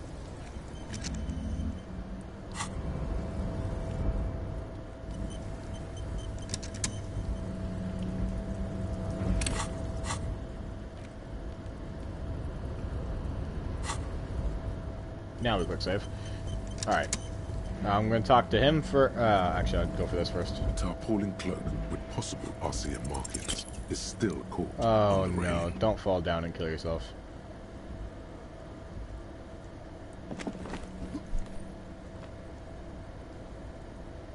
Nope, no.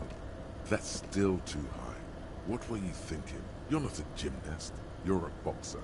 And you've climbed way too high up there. You could have died there. Shit. I'm failing you. This wasn't part of our deal. Hey! What happened? Okay, it's alright, Kim. I just can't do it right now. I understand. We can always come back when you're feeling better. It's just a cloak after all. The wind is aggressive up here. That's not what I went to do, the damn it. lieutenant looks at that machine. But I digress. We were focusing on your cloak here. What exactly going on here? I was under the impression we are on our way to meet the king of this castle under siege, Evrard, one of the people we're interviewing. This way, we may be able to get around his henchmen. Or it could be that we are just exploring. He looks around when Russell is there. Yeah, down here's the big guy. Oh, if I walk up there and go around, I can actually just take the easy route. This would have been the way to avoid all that. Interesting. Alright, so there's my, you know, there's my cloak, I guess.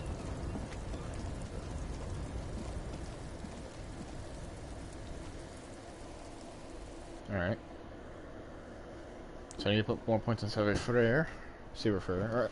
I want to do the jump, but then again, I don't really care. Don't really care that much, huh? I was expecting I was just gonna fall, but now it's just I get vertigo. That's fine. Thank goodness it's one of those ones I can just do pretty much as I want, as long as, you know, I come back to it in time.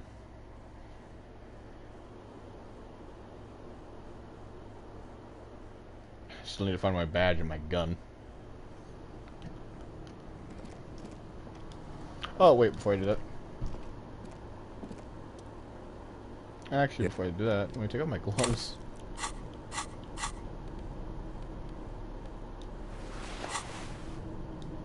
Yes?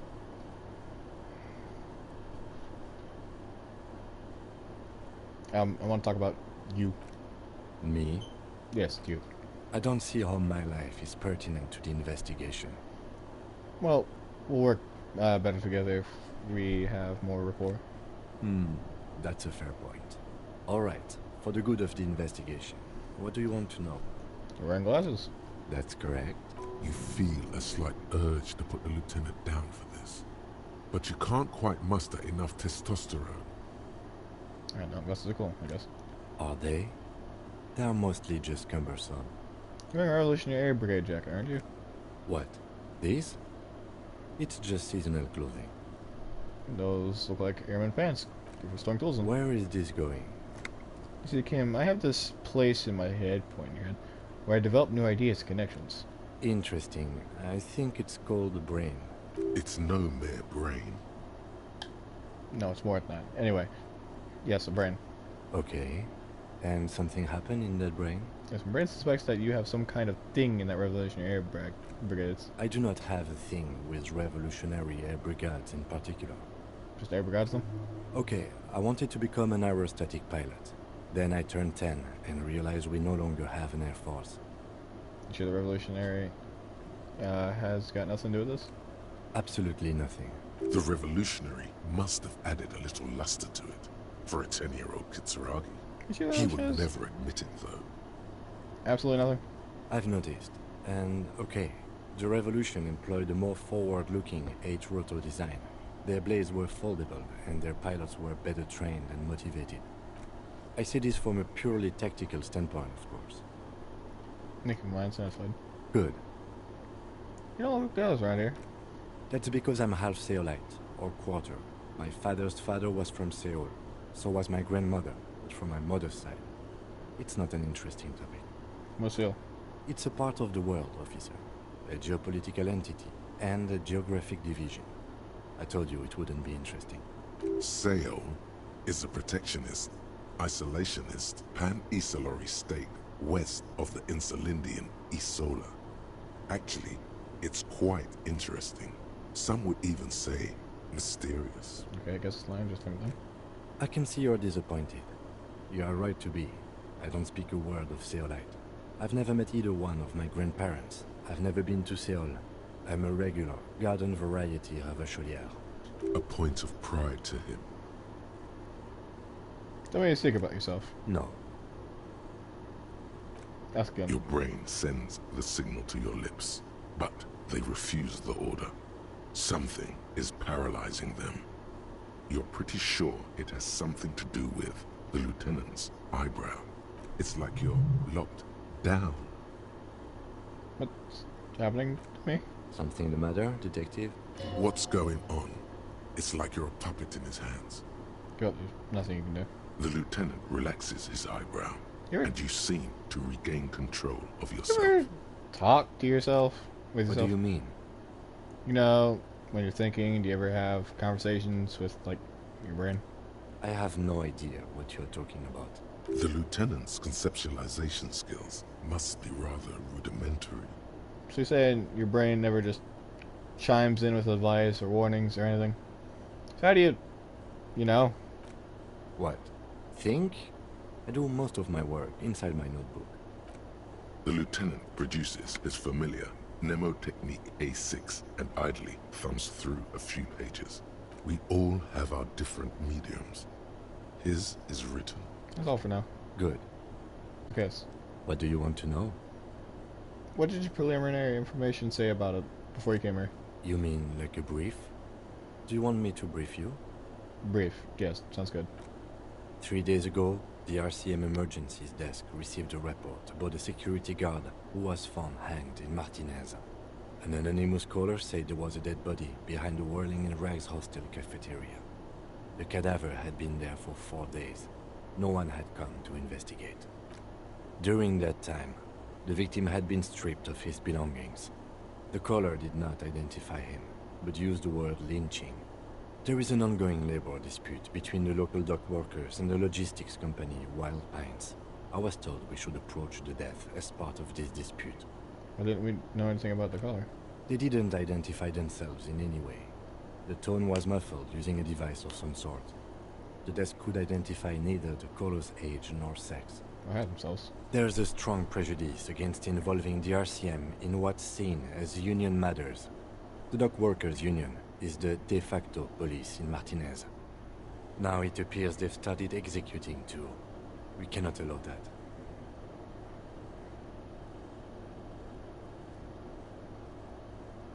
Oh, of course, yes, I understand everything now. Just to be clear, we are police officers. It's our job to find the killer. That's the case. Uncover and arrest the killer. Can we go over the... Okay. Would you like to say this is a mysterious case? No. I just don't see the case getting more mysterious than that.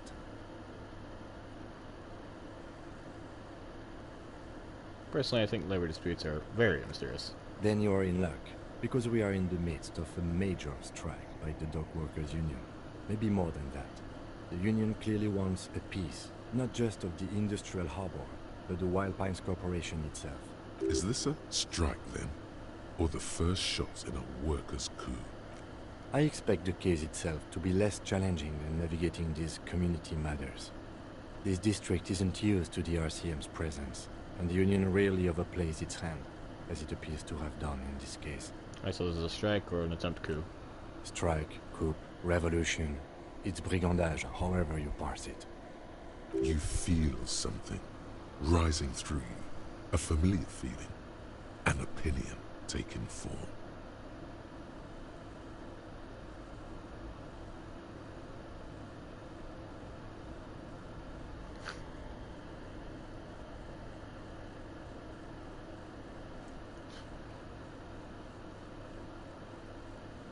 I don't think grounding one or the other side in the pig suit was doing any favor. It's really, really smart. When I said we have to navigate community matters, I did not mean we have any say in them. I meant we should be careful. If we are not, the shit will blow right in our faces. He makes a quick gesture towards his visage where the shit would blow. From an imaginary fan. Now, was there anything else you wanted to know about the case? If we're from different precincts, why are we on the same case? I'm afraid you and I are pawns in a pissing competition. What do you mean? You don't know? Just there. I assumed you were in on it. I don't remember being in on anything. That's good. You know what I'm in on? Retrograde amnesia. Better still than an imbecilic cop-off. Cop-off? It's just stupidity. Lieutenant Shake said. What kind of stupidity? The cop kind. Our precincts can't decide if Martinez is part of Jamrock or the industrial harbor. Yours or mine, as if we somehow own parts of the city. Typical street gang mentality. So we've let the union make a mockery of law enforcement here. And now it's come to its natural conclusion. Ah, so the struggle over who runs Martinez? Well, sort of. It's less a matter of who gets to police Martinez than who has to. It's an orphan district, in other words. I think the dispatch desk just told both our stations about the hanging. There was quite the brouhaha at the 57th, I can tell you that. Time to settle it, they say. Cop off. But I assure you, I am not their finest or toughest, with 102 cases solved. What I am is least interested in a pissing competition. So, he volunteered to represent the 57th, but not out of competitiveness. On the contrary. Somewhere in your mind hangs a dark green blackboard. There are 2 columns. One says, cases solved. The other, confirmed kills. The rows are endless. Look for precinct 41. Jean Vicmer, Judith Minot, a special consultant. What was his name? Then the rows degrade into green nothingness.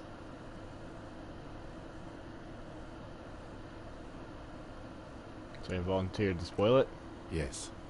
I'm an unrepentant spoil sport. Yeah, that's fair, honestly. For me, I thought you had 104 assault cases. Well, technically. The official record keeper has been known to double count murder-suicides. A common accounting gimmick used to inflate precinct stats. So you're still a good cop, right? I'm good enough for this case. I'm not here to compete. I came because I had to. My fellow officers, the sergeants in particular, would have made this scene into a circus. What's special about Martinez? Martinez? Nothing. It's just a puddle at the end of some drain pipe. No one cares about this place. They care about sports. Most of our colleagues don't even know how to get here.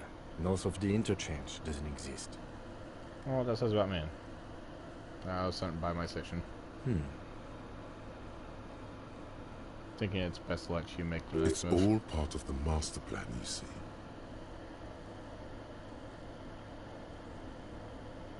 I am a highly exceptional cop, but if I'm right, this is outre, even by my standards. I was sent to teach you a lesson in style. There can only be one conclusion. I am the finest case-solving machine, set to outperform you in every way imaginable. I must be an augury, an apocalyptic omen sent by my people. Can you guess my message? Probably have an unbelievable kill count. I'm gonna leave why I sent unspecified. But if I'm right, this is alright. Really? Sorry, it's raised one more enough.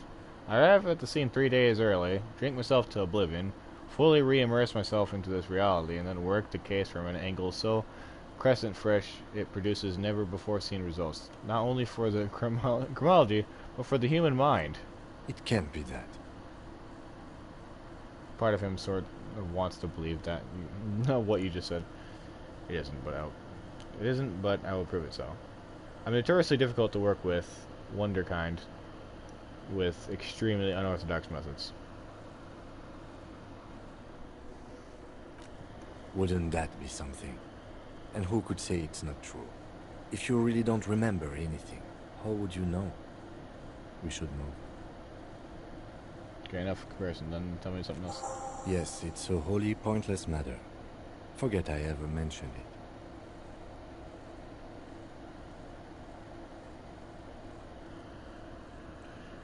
Ooh.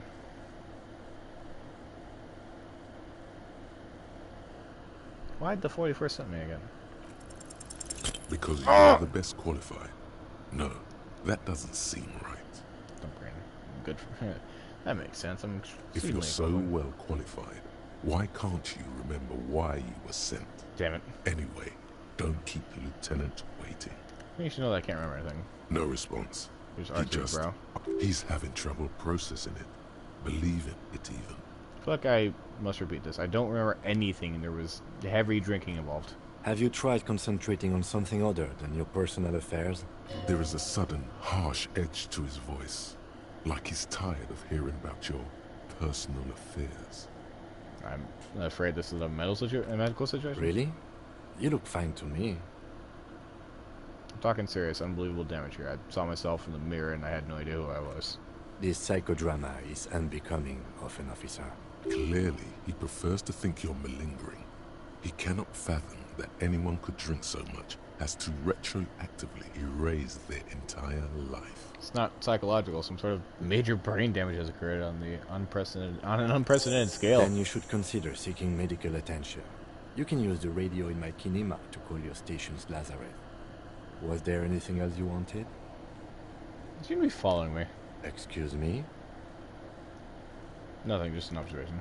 You have a distinctive way of walking. If I were to walk in front of you, we would surely collide. I mean distinctive. I hope you don't take this the wrong way. It's just a collegial observation.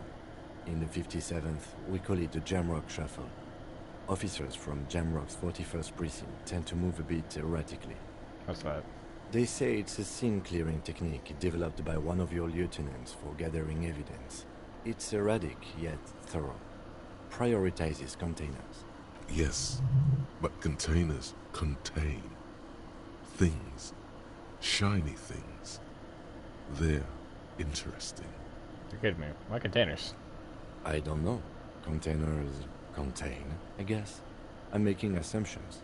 We should move on. Alright, nothing, leave. Alright, sick. Ta-da! Oh, before that. Alright. Level up time. Ha ha ha.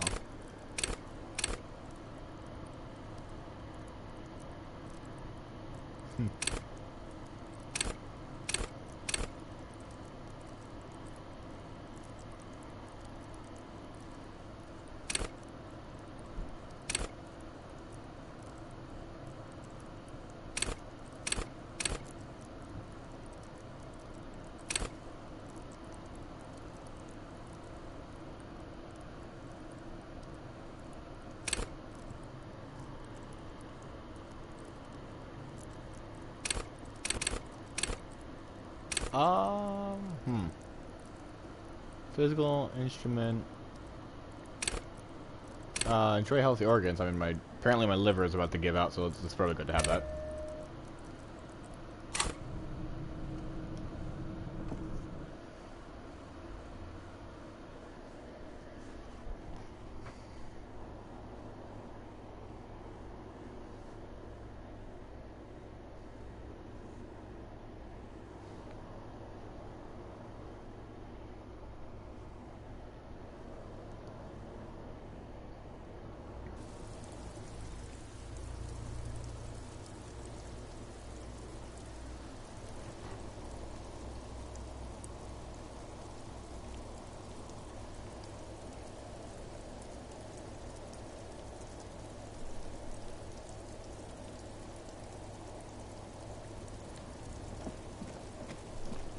Nice though, we got that.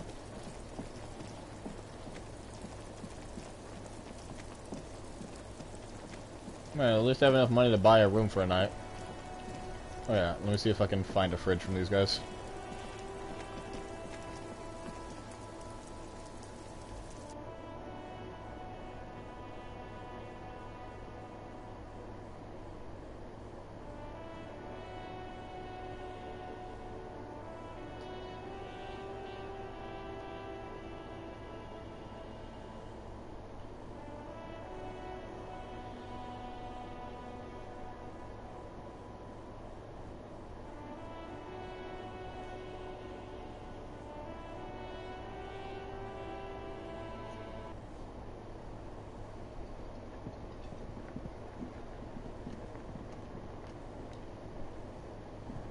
Oh, you moved.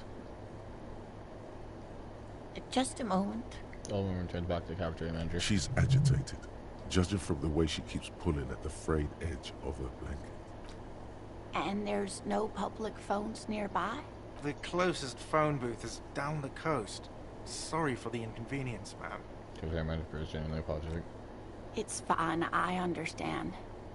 Thank you anyway. I'm glad to see you again, dear. Yeah, ma'am, everything alright? Please don't trouble yourself about me, sweetie. I was just hoping to make a call, but the Whirling's phone line isn't working. The union office probably has a phone, but I can't really get there. Or to the phone booth down the coast. And Gary's phone is dead too.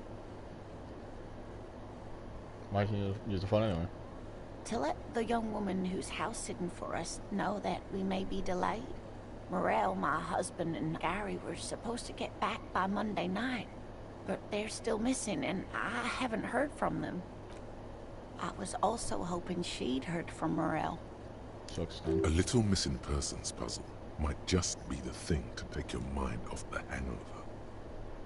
Okay, I'll buy it. Has your husband gone missing before? That's just it. This isn't like him at all. He always plans his expeditions so carefully. But you have more important things to worry about. Just go onto that the window towards the bay. More important than a missing expedition? I don't know. Expeditions often lead to something interesting. What is the expedition your husband was on? Just some field work, sweetie. Morel is a highly trained scientist. He and his assistant Gary are studying an extremely rare species of insect. But they should have returned by now. They were just going down the coast across the waterlock to set a few traps. He said they'd be back on Monday. What could be keeping them? The waterlock is down until The Wednesday. waterlock. That was broken. Could this be it? Well, on the side of the coast is broken. They're probably just stuck over there. Oh my. What happened to the waterlock? Probably just some technical problem. Well, whatever the cause, I'm thankful. To both of you. You've spared me another sleepless night. You're welcome, ma'am. I hate to ask, but if your investigation takes you to the other side of the coast, please do keep an eye out for my husband. Yes, some left-field scientific research is exactly what you need right now. Funk up that vanilla murder investigation. And if you see him, let him know Lena is waiting for him here at the Whirling. He gets so tangled up in his work that he may not know the waterlock's been repaired. And it's cold out there. But Sam will let him know that you're here. When or if I get there. Oh, you're such a dear. Thank you, sweetie. So your husband's some kind of scientist? Oh, yes. A zoologist. A cryptozoologist, to be more precise. What's cryptozoology? It's a pseudoscience that attempts to legitimize research into mythological beasts and urban legends. The lieutenant sounds unimpressed. That's one opinion, yes. And people are entitled to their opinions. She's used to playing off such insults casually, but they still affect her. My apologies, ma'am. I did not mean to undermine your hobby. It's not a hobby, dear. It's a subfield of zoology, one specializing in animal species that are so exceedingly rare that many assume them to be extinct or even fictitious. Searching for such species called cryptids is difficult and often thankless, and frankly, many scientists are too lazy to do it. Universities these days are rarely interested in supporting real research. The quality of research at Revacholian universities has been on the decline, but you doubt there was ever a time when cryptozoology was embraced by the academic elite. Tell me about morale. What's the character in your relationship? Looks, character, relationship. Oh dear, I'm not sure where to begin. What does Jasmine look like? Well, his expression is slightly grumpy, but his eyes are always bright and curious, like a small boy's. And his palms are quite coarse from all the field work, but he's quite gentle. You can't go around Revachol feeling grown men's hands. If you want to find her husband, you'll need more concrete information. Just try again. Why don't you try describing them as would-be cryptids? Oh, well, he's a bit shorter than you, but with a larger frame. And he has longish white hair, usually a bit uncombed. You might say wild, even. The lieutenant pulls out his notebook and begins jotting down the woman's description. One other thing, he'll likely have all kinds of field gear on him, even if he's not out in the reeds, you know, just in case. Well, you've been married? We'll be celebrating our 16th anniversary this autumn. Not the most numerically satisfying anniversary, but I like the less obvious milestones even more somehow. How did you two meet? Via dating agency, I'm ashamed to say. I was looking to get back into the scene after recovering from my accident, and he'd just divorced. We hit it off, and, well, here we are. She's skipping over some important parts. Perhaps you'll find out more later. We got a little information, dude. I hope I've been useful. Tell me about the rare insect your husband's looking for. Oh, sweetie, it's fascinating. But I shouldn't bore you with entomological minutiae. The lieutenant gives you a sideways glance. No, I want to hear about the insect. Well, it's a phasmid, technically, but... Ah yes, Phasmatodea. A diverse group of insects whose bodies resemble twigs, leaves, that sort of thing. Ghost insects, colloquially. Where other phasmids imitate sticks or leaves, this one's a living reed. It disguises itself among the reeds here on the Insulindian coast. That sounds disgusting, so I'm gonna continue. Hence its name, the Insulindian phasmid. Perhaps you'll end up co-discovering the phasmid with us, officers. Ugh, giant bug. I knew it. We're gonna be chasing made-up insects with cryptozoologists. It's not made up, officer. I can assure you. It's simply elusive, so much so that most establishment zoologists doubt it exists at all. What do you think? What makes you think the phasmid is around here? Well, some teenagers making out in the reeds saw one. They didn't know what it was, of course, but there was a brief article in a local newspaper about their encounter with a ghost insect that looks like the reeds. Gary sent us the clipping. So a newspaper clipping is all that evidence you have? Of course, most phasmid sightings turn out to be false alarms, but their description matched the Insulindian phasmid perfectly, and they didn't even know what they were looking at. Enthusiasm has wiped the worry from her face. Her eyes sparkle behind her glasses. Seem really excited about this cryptid. I suppose I have something of a personal connection to the Insulindian phasmid. All scientists have their little hobby horses. So, is it dangerous? Not at all. Why else would it hide itself so carefully? Is it valuable? Oh, I doubt it. No one gets into cryptozoology for the money, sweetie. Does it have cool powers? Yes, it can blend in almost perfectly among the reeds. It's how it stayed hidden all these years. Centuries, even. Okay, what's so special about this? It was fantastic. Maybe you could convince her to tell you about some cool cryptids. There's really Easy. no point in manipulating anyone. She'd be only too pleased to tell you about her work. Go on and ask. Hey, Lena, I'd like to hear about some of those cryptids you studied. Could you just tell me about a couple of them? Oh, I'd be delighted. Truth be told, I could really use the company too. Hey, we're helping out a lady who's really cool, and we get to learn about new cryptids of this universe. One cryptid, not a couple. One. This won't turn into some kind of cryptid extravaganza. Okay, I'm just one little cryptid, promise. Cryptid, sure, huh? I like the sound of that. And I don't. Just one. Ooh, tough choice there. Ugh.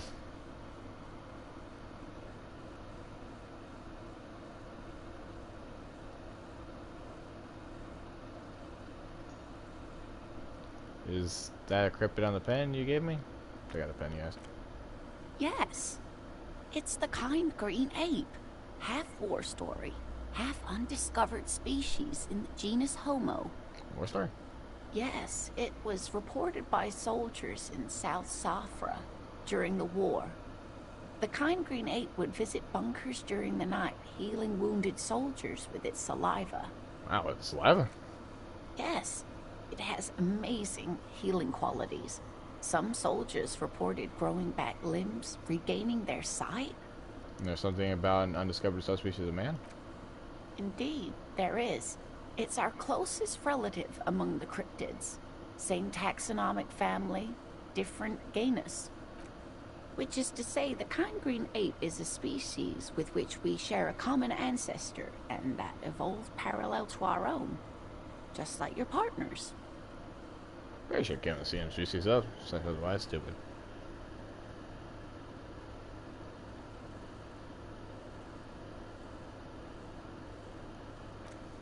The lieutenant looks at you, pleasantly surprised. Oh, no, I didn't mean to imply that Saolites are inferior to us in many ways. You are superior. For example, your earwax doesn't have a foul odor like ours does. A tremendous evolutionary advantage, I'm sure. But perhaps we've had enough speculative biology for today. What's the biggest cryptid? Hey, you promised you'd only ask about one cryptid. But Kim, don't you want to hear about another cryptid too? The lieutenant pauses thoughtfully. Ah, fuck it. Let's have more cryptids. Yeah! Kim's in the game! Well, the biggest cryptid is, of course, the horrible giant of Kokonur. The giant lives in the most arid parts of the vast Kokonur Desert in South Samara, casting a strange light across the barren wastes. Wait, what do you mean strange light? Mirage or psychogenous luminance. She doesn't elaborate the nature of the luminous with it. Just how big is it? No one knows for sure. It is like an awful mountain appearing from below the horizon and expanding to cover almost a third of your field of vision. Is it dangerous? The towering luminosity of Kokonur is a bad omen in local folklore. Some say it's a fata morgana, others, fate unimaginable. Who are you? No animal can be that large. It's a mirage. That's what makes it so peculiar. A species surviving at the very limits of scientific law. The giant of Kokonur must be the largest animal the planet can support. There are limits, you see, to how large a metabolism an ecosystem can beget. Some say a gravity anomaly below the Kokonur Desert might allow the creature to grow to these gargantuan sizes. Gravity anomaly? Digging it. Digging this parascientific stuff right here. That's the tiniest cryptid. Cryobacter catlensis. Chances immediate. Cryobacter calensis? Yes, a unicellular bacterium that was discovered in one of the northernmost points of Kotla, on the Boreal Plateau, by renowned geologist Caitlin Mijanou some 70 years ago. What's so special about it? Bacterial colony Mijanou found had remained alive while frozen in ice for longer than anyone could reliably estimate. Certainly from before recorded history.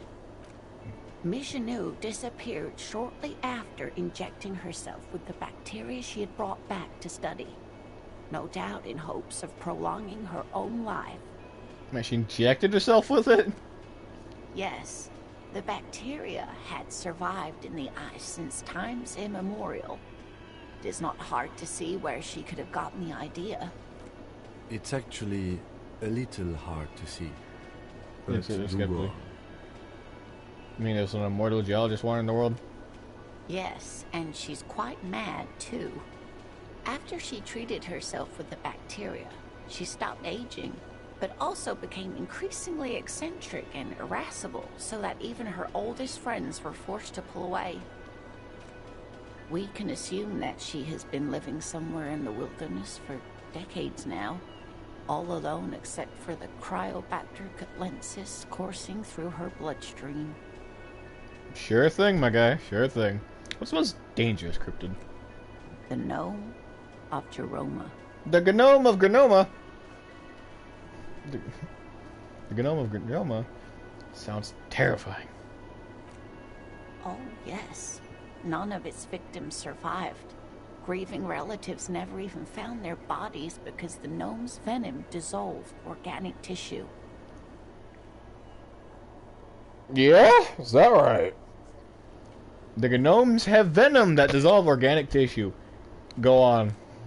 It was reportedly a small creature with webbed fingers and a protruding forehead and a gangly little thing.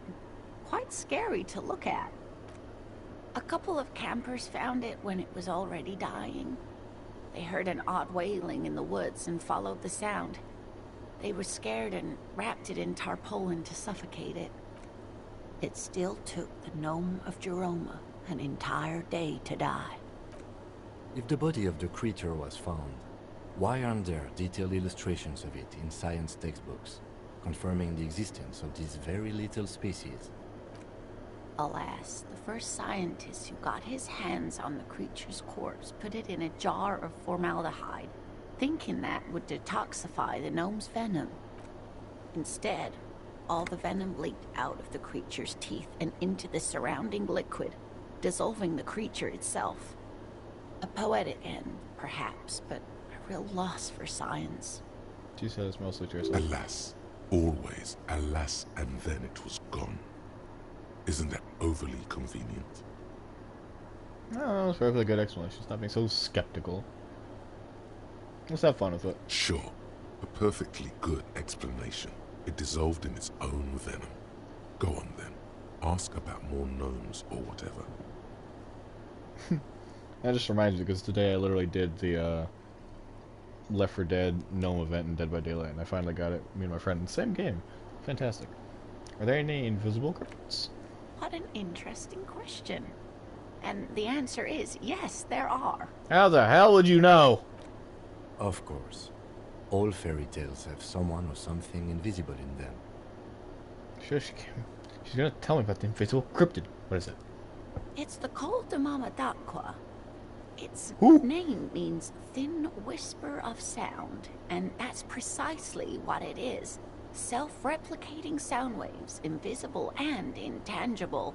The Col de Mama is very afraid of us, which makes it incredibly difficult to track.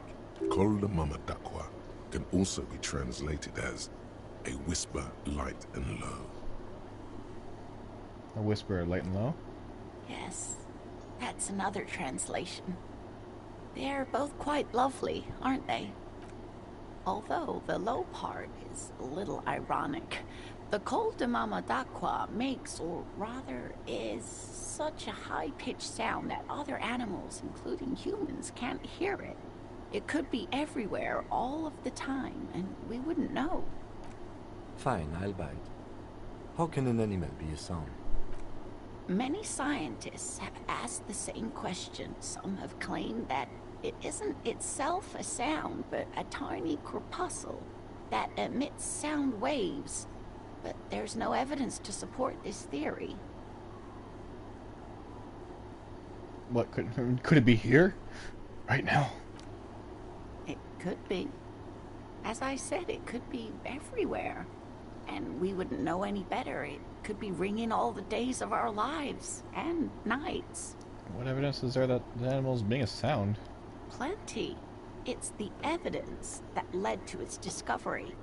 In the 20s, a group of areopagi ornithologists, that is, scientists who study birds, were trying out a new recording technology for capturing sounds outside the range of human hearing.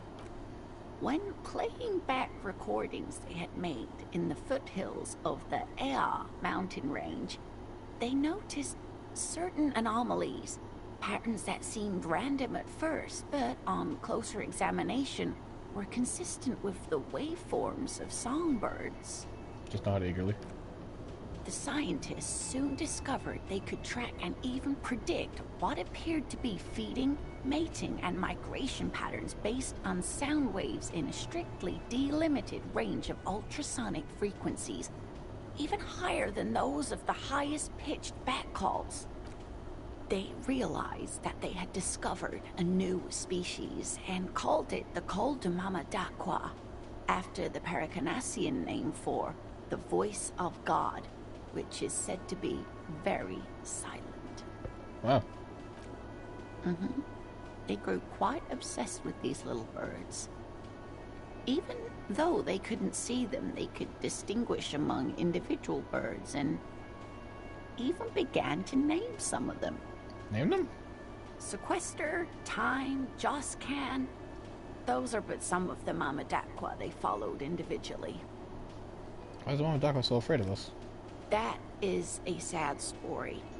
A group of university students assisting with field work in their enthusiasm for the project, and no doubt because they were preoccupied with impressing their professors, nearly drove it to extinction.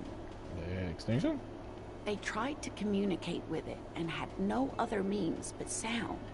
So they started sending out sound waves at frequencies they thought might match the Mamadaquas. And what happens when a sound wave meets another sound wave of the same frequency, dear? Psst. They cancel each other out. They cancel each other out? Exactly.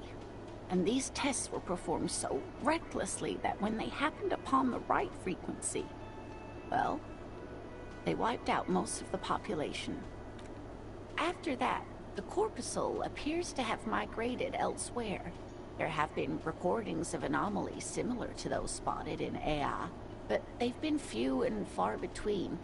It's impossible to confirm the presence of any stable Coltamama-Daqua population anywhere. Of course. A common thread in these. Disappearance and unfalsifiability. I like the story, though, man. I'm glad you did, dear. She seems genuinely glad. Interesting. What about... What about what? I just can't get enough of these cryptids. I'm glad you like them, but I'm not really one to tell you about all of them. You should ask my husband if you get the chance. He's the real expert. I'd really like to hear about more cryptids. You know, to hell with it. Let's have more cryptids. Yeah! Of course, officers. Is there a particular cryptid you two are interested in learning about? Oh, never mind. I'm glad you like them. That's all for now, man. Wow, so someone's been a little boring. What? Yes, my standard liege. Someone's seen all sorts of wild ideas pop off and thought, I'll take the boring one. The regular, please. The brown. Look, I'm just trying to do my job. No need for extravagance. Of course you do. Let's get right to it. My lord's copper type is regular cop. I'll let everyone know. I'll send out to Telefax. Why not send out the telefax then? I'm not ashamed. Done and done. No actual communiques will be sent, of course.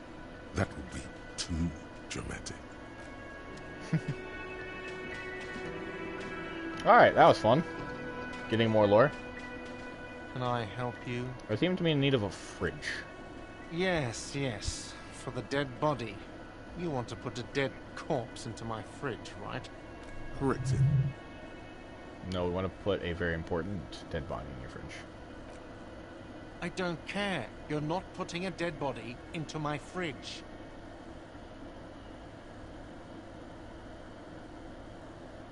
Why? Because this is a culinary establishment, not a morgue. I can't believe you even asked me. It would only be for... Lieutenant, you too? You're asking too? No. The answer is no. I will not turn this place into some kind of macabre circus.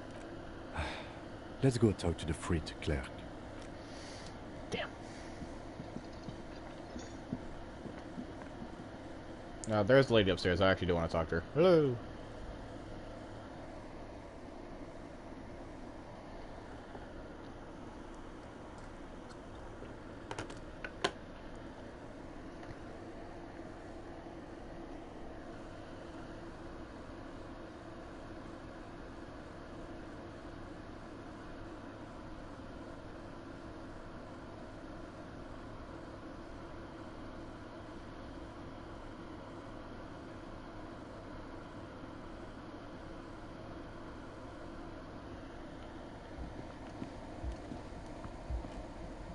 The door is closed. Still, the lieutenant gives you a quick... Alright. I know she's on the balcony. I was going to see if I could just talk to her again. Ah, it's fine. I don't need to. Loading screens. See container? Can't open it? Try bribe bar.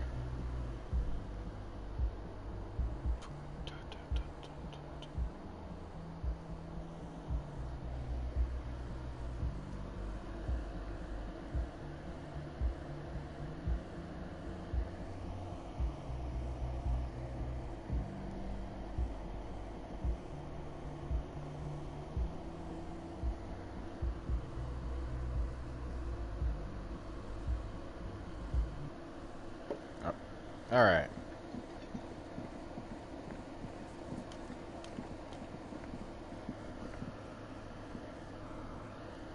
Don't be afraid to say weird things. Yep.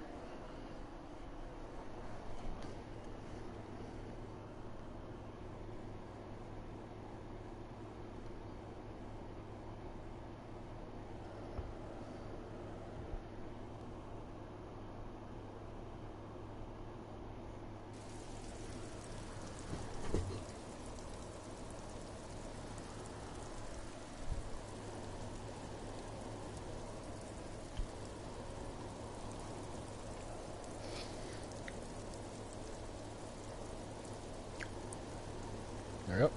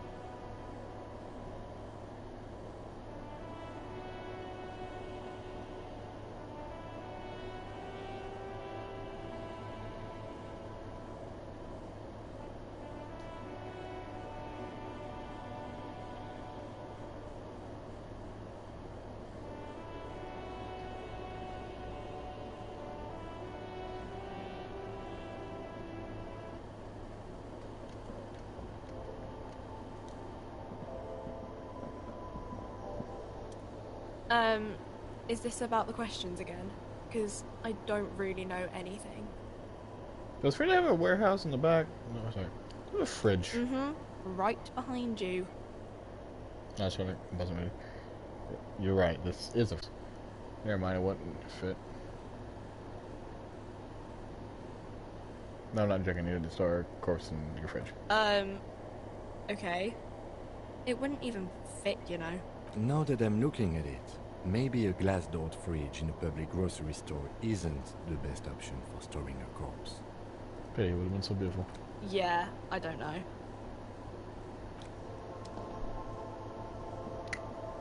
Well,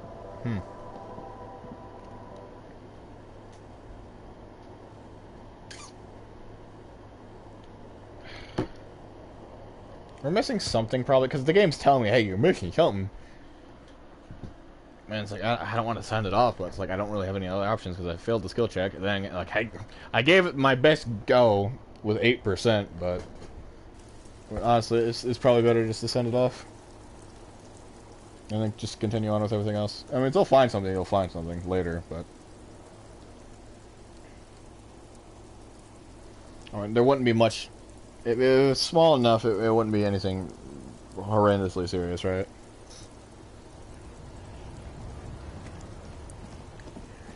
Probably.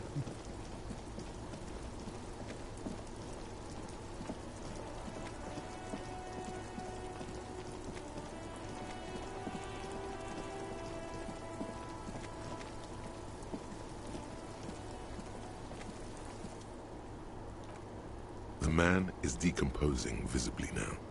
Every hour. Let's back him taking away. I'll take that way without further examination. If you think so, officer, I'm not going to object. I need a little help for carrying him to the holding pen of Makinema. I'll take it from there. What should I do in the meanwhile? Continue working here. The locals, the case, or attend to your own business. I will meet you downstairs in the Whirling in Rags tomorrow morning, 7:30 sharp. Maybe perhaps leave it to Mordecai. No, am I losing Kim? No, I'm losing Kim, damn it!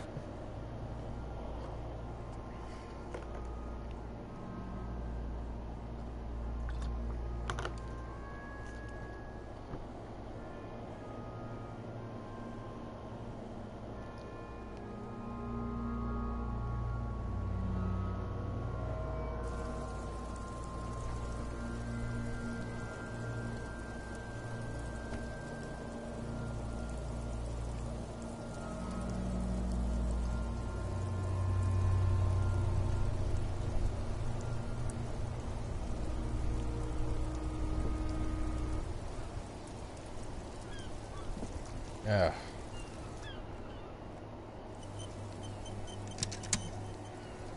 Alright. Well, what's on the to-do list? Find Morel, yeah, later, call your stations, yep, that's a different time. Investigate the department, done. I just gotta talk to the old lady. Ask Gab later about tattoos, find her. Interview the union boss. Probably should do that.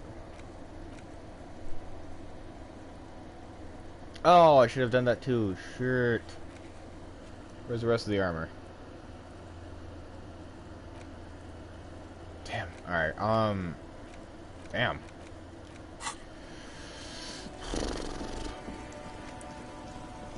I don't want to talk to the big guy because I might piss him off.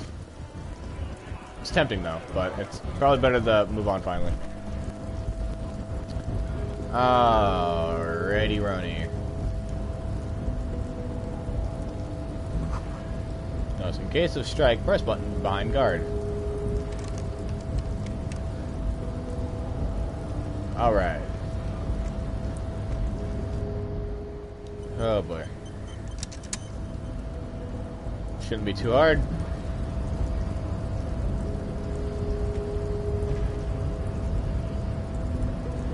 Measurehead's a powerful man. Yeah. Your body betrays your degeneracy. Yeah, Measurehead. His body totally betrays his degeneracy. Yeah, women with the giant side degrees. What do you mean my body? My body's not. My body's important. I'm with the police. We need to get into the harbor. That is precisely the negligence that has led you to succumb to Al-Ghul. His face contorts and disgusts as if you were smelling like a dead rat. You reek of it. An invisible sword of Al-Ghul emerges from your throat. You cannot see it, but others can. It is making the woman in my company sick. You're right, I'm not collect. Now I need to enter the harbor. No, you don't. You need to get another drink. Occidental Haplogroup B4 is done giving orders around here. The influence of the ham sandwich race is waning. Does this remind you of someone? The guy down there? Fat racer over there, point to racer. You're just him, but after pumping some iron.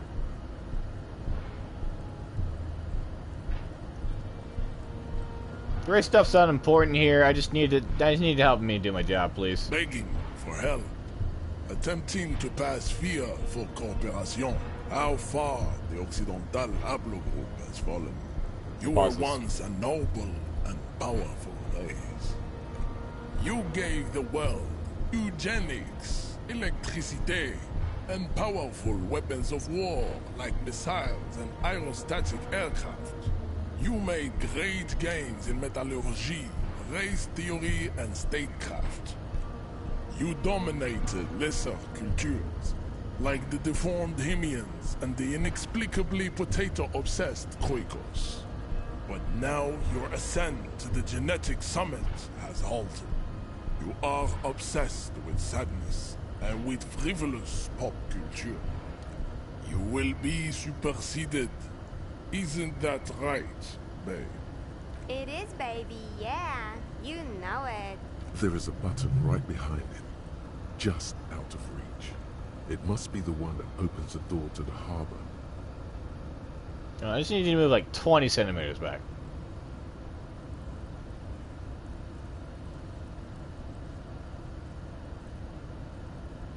They're getting serious. Your people probably killed a man. I need to talk to your boss. Enough with this begging. You should leave the stage of history with dignity by inviting the other races to a great world war. Bring your troops to the Simonine Islands and to Boogie Street, and we will pulverize you. When you are gone, we will build a museum for you. The walls will be lined with bottles of Al-Ghul, your beloved beverage. Inside, we will store the odes to homosexuality you call art, and your microcephalic skulls. There may be a peaceful solution to this. You could internalize Measurehead's race theory. He would take you as one of his own. You want me now to become a 70s supremacist myself? Well, not as such. What you do with the mastery of advanced race theory is up to you. You could reject the findings, sure, or accept them and become an advanced racist. You guys think about this mug? I still got the mug, baby. He does not so much as glance at the object. This is kind of your thing. Stop showing me your pathetic cup.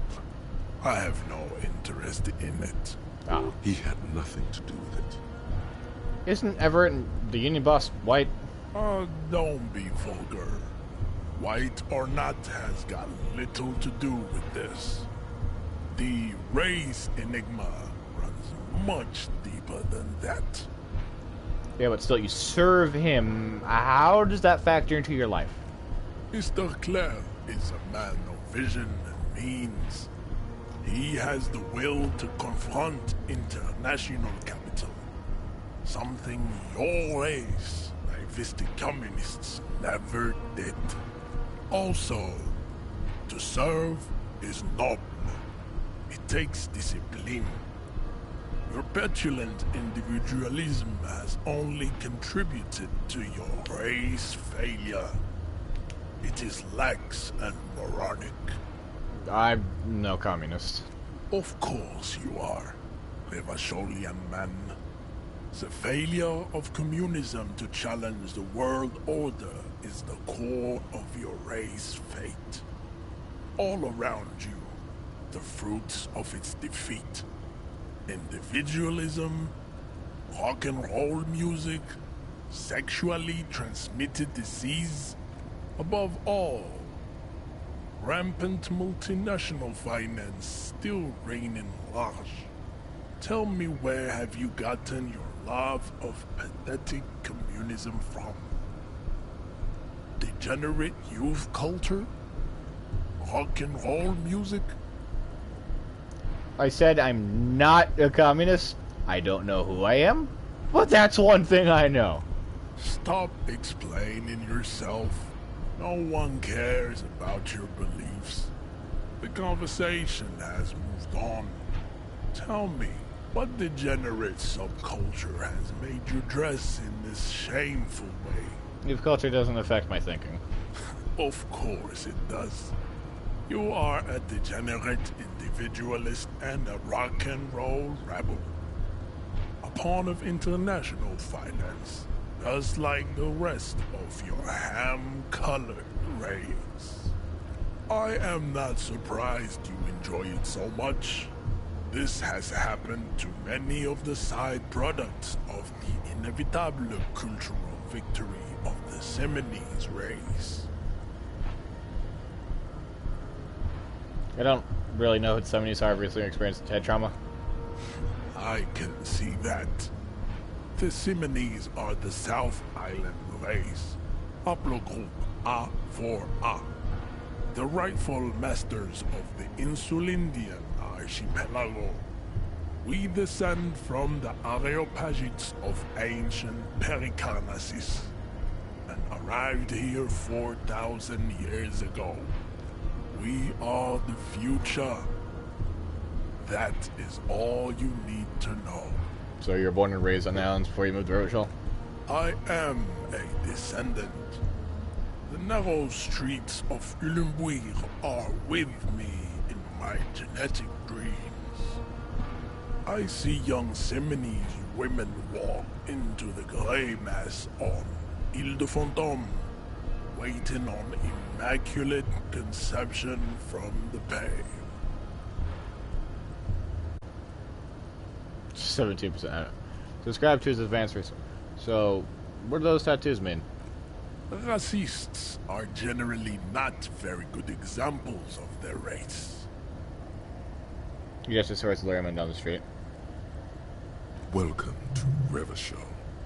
You hear him yell at a redhead woman visiting the fritter nearby. He must think redheads are immigrants. I am not like them. I am craniometric perfection.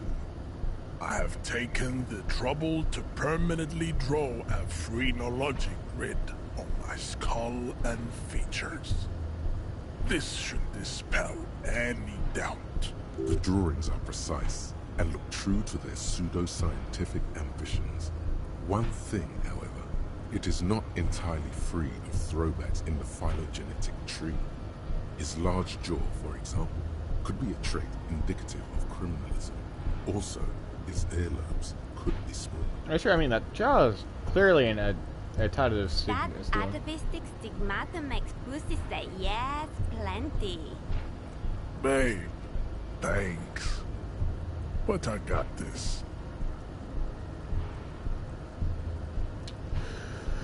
I mean, I doubt that I can win this 28%. I mean, it'd be fantastic. It's, you know, not great. But I'm also pretty sure he'd kick my ass. But I could try. But I'm also pretty sure he can kill me. Leave for a second. I kind of want to see. If he kills me, I mean, we could just restart. Your race descent has only worsened. Why not with the Hardy Boys? I am not the first line of defense. I am the last. In addition, these so-called Hardy Boys are an effeminate clique of bodybuilders. Their company is spiritually degrading. You pick up on something artificial in his tone, like he's putting on an act. This is unlike him. He is usually more himself. There's more to it. What have you got against him? Fine.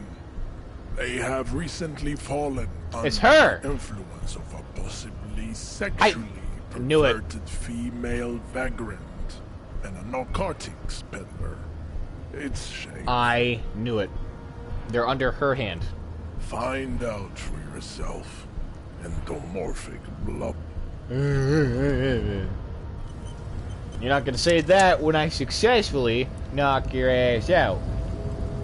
Probably. Your race descent has only Easy. worsened Fuck! as a last soldier. Hey! You have Uh-oh. really let yourself go. How did this happen? Your little fist is in his giant hand, and he's squeezing it. It hurts. You must be out of your mind, degenerate drunk. Say it. I am a degenerate alcoholic. I am a cop! Your fist cracks. Oh! Right now. Pain shoots up into your brain as he's twisting it more and more. The words to the song have changed. Say, I am a violent drunk. No, won't say anything. Your hand twists and the pain blinds you. Still, you press the words out of your swollen mouth. Good. Now leave before you humiliate your homoerotic organization any further. God damn it! Just waste 2 of those for nothing. Fine. Ask what kind of races there are first. Classifications. I'm new to this whole world. Help me understand its races. I need to know what kind of different races there are. There are 3 categories of race. Type A, the heroic races. Type B, the servile races. And the vile CF race cauldron of pederasty. Which one do you need education on? Type A. Those are the Simonese, the Areopagite, and the Occidentals, excluding the Maun, of course. The Maun are riddled with eczema to the point where they find it impossible to smile. They are all lactose intolerant, a common result of inbreeding. A receding genetic pool has led the Maun on reprehensible street parades in Maun cities like Stadskanal and Vredefort, wearing wooden clogs on their feet and little green tassels on their hats. Wait, who's exactly the Maun? You know them by the names of their nation-states. The Oranese, the Gotwaldians, and the Königsteiners. My people simply call them Maun. Mahun is a derogative term for first world people of Gotwaldian descent. They do not all have eczema. Also, people of Katla, like the Suru and the Uhu, are much more lactose intolerant. Golden clogs, though? In some municipalities of Oranje, people do wear shoes made of wood to street parades. Green, orange, and even yellow tassels have also been seen on hats. The mound are proof that you can have too much Occidental racial purity and tassel-centric culture. Inbreeding has led to a lactose-intolerant subrace whom no one can take seriously. Colorful tassels are, let's be honest, not a good sartorial choice for this century. You might want to avoid wooden clogs too. Okay, got it. Who are the type A then, in your view? The Vespertines and Messenians of Vesper and Messina, the ancient Meteorans of Meteo by the golden Pisantic Sea, the Suren of Sur-la-Clé, and even the North Königsteiners, all have type A race propensities. The other large Mondial civilization, the Mesk, are too yellow and oleaginous to count as a heroic race. True, they are violent and expansionist, but they have a glandular problem. Jaws his finger across his face. Overproduction of sebum. Sebum is leaking into their brains, making them listen to El Mariachi music and eat toxic minced meat-based food, which in turn only produces more sebum. And who are those Seminoles and Aeropredics? As proven by the Mound and the Mesk, Occidental type A is in retrograde. The Seminoles and the Areopagites are on the ascent. And the Seminoles are? The indigenous people of this, the Insulindian archipelago. The Seminoles inhabit the southern islands.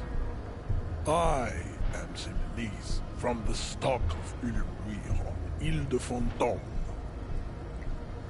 And the Aeropagites? The Areopagites are the master race of the Ile Maran deserts. The Seminoles are descendants of the Areopagites. We came here during a heroic migration from Ile Maran to Ansuland, thousands of years before the lactose-intolerant Mound Occidentals discovered this place. What's the difference between Seminoles and the Areopagites? The Areopagites are sleek, long-headed. The Seminoles are powerful, mesomorphic. The former is an immutable progenitor, unchanged since the Super Isola of Pericarnassus. Ancient brains rest in their slender skulls. You've also contemplating the beauty of the mystery. The latter is perfected and adapting. Together they form the Semino-Areopagite or Simeopagite super race. That is all.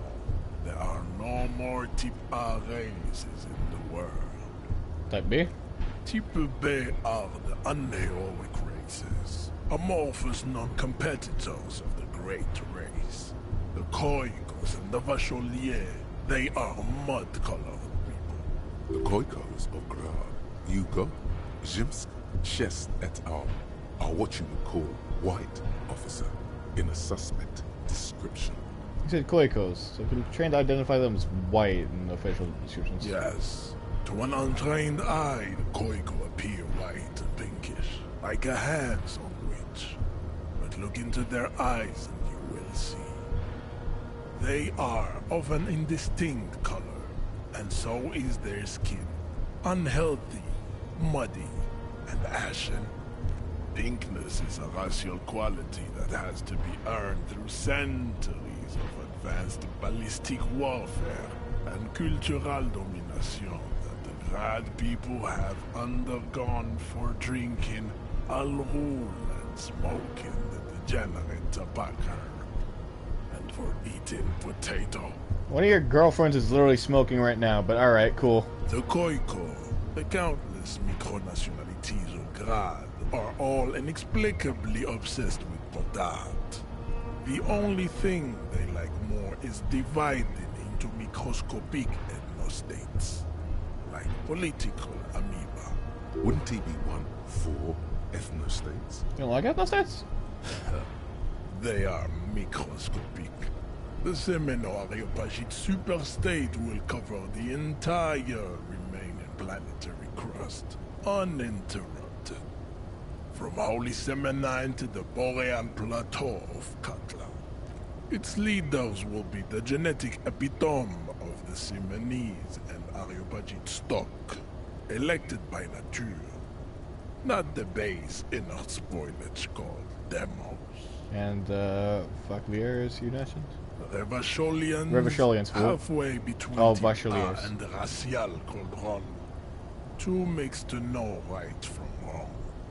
You tried your degenerate little revolution, which was the single greatest failure committed by humans in our 82,000-year history on this planet. Is it 82,000 years that we've been recording history? You have very little idea of what is happening. Pretty sure it hasn't lasted that long. The mysteries of the people of this planet are a tragedy that has played out countless times over, like a fever dream of skin, hair, and bone. Wake up, naive Chespians.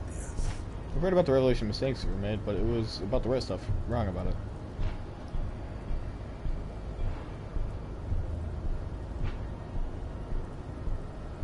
What was this revolution? The revolution came to Ravachol from Grad, in Zara's ridden potato carts. It is literally an illness, a prion disease that leaves the parietal and frontal lobe ridden with holes. A soft, sponge-like mass of dementia, hallucination, and paranoia. The revolution is fatal familial insomnia. A hereditary prion condition passed from the Koiko to the Occidentals. But not sexually. Probably through trade routes and potate acid, the prime component of the potato plant. This guy's on a whole different level. Why does he hate potatoes so much? Enough of Tibet mediocrity. He nods, satisfied with the outcome. The vile CF race called in of pediastry, please? Tips CF are a museum of failed chimeric experiments and tragic maladaptations. They are tortured creatures waiting to be put to sleep. Your morbid interest in them worries me.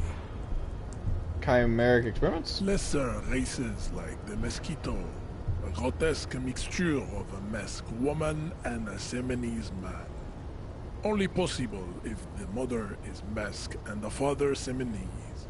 The other way around, they fail to produce offspring. The mosquito is born sterile, like a donkey. All they have left is to ride customized motor carriages with hydraulic suspension, listening to aggressive El Mariachi music to vent their impotent despair. It seems unlikely that two human beings produce genetically sterile offspring. You mentioned something, but aren't humans too similar to produce genetically sterile offspring? You are right. You have misunderstood. You lack basic phylogenetic education. Any more? Then there is the Semino Koiki Chimera. Are you sure you wish to know of the Semino Koiki Chimera? It is not an aesthetic site. Yeah. The Koiko, as you know, are very servile, especially when they meet the rich man. Racial scientists have toyed with the idea of crossing the Semenese with the Koiko to produce a super worker of Semenese strength and Grad servility. This will never happen. The Semenese and the Koiko may have similar interbreeding problems as the mosquito. We will never know precisely. No Semenese man could maintain an erection in the suffocating potato stench of a Koiko woman or Koika. I 100% bet that that is something that has happened, yep. But enough. It is cruel to entertain ourselves with the deformities of Type CF. Were there any able-bodied races you needed education on? I haven't through all the types. Do I understand advanced race theory? You understand nothing. To solve the great race enigma, you have to first ask yourself, what is the race enigma? You have not even worded the mystery, let alone solved it. How do I word the mystery? You need to internalize what you have heard here today, then return to me. This clarity does not come instantly. I cannot possibly imagine what else we have to discuss, Tibere Vasholian. Your love for disco music and venereal disease?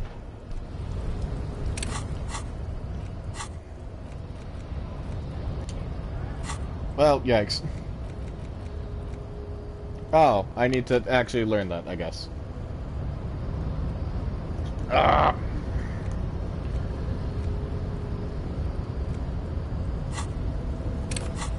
How close am I leveling up? Not that close. Yikes. Urgh.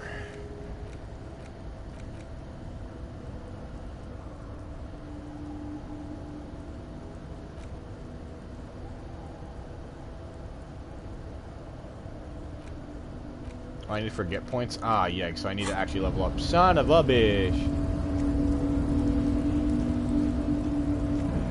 Alright, so that's something for another day, I guess. Very wacky, not gonna lie. Not again. Alright.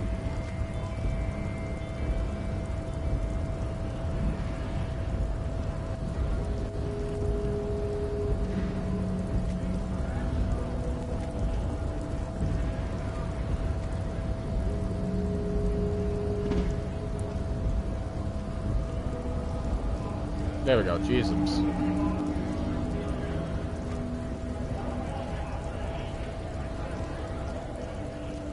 Alright.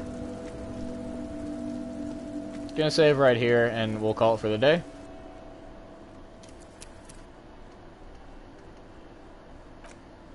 Alright, nice. That was a lot of information today. Don't know why we got into the race theory. We did, I guess.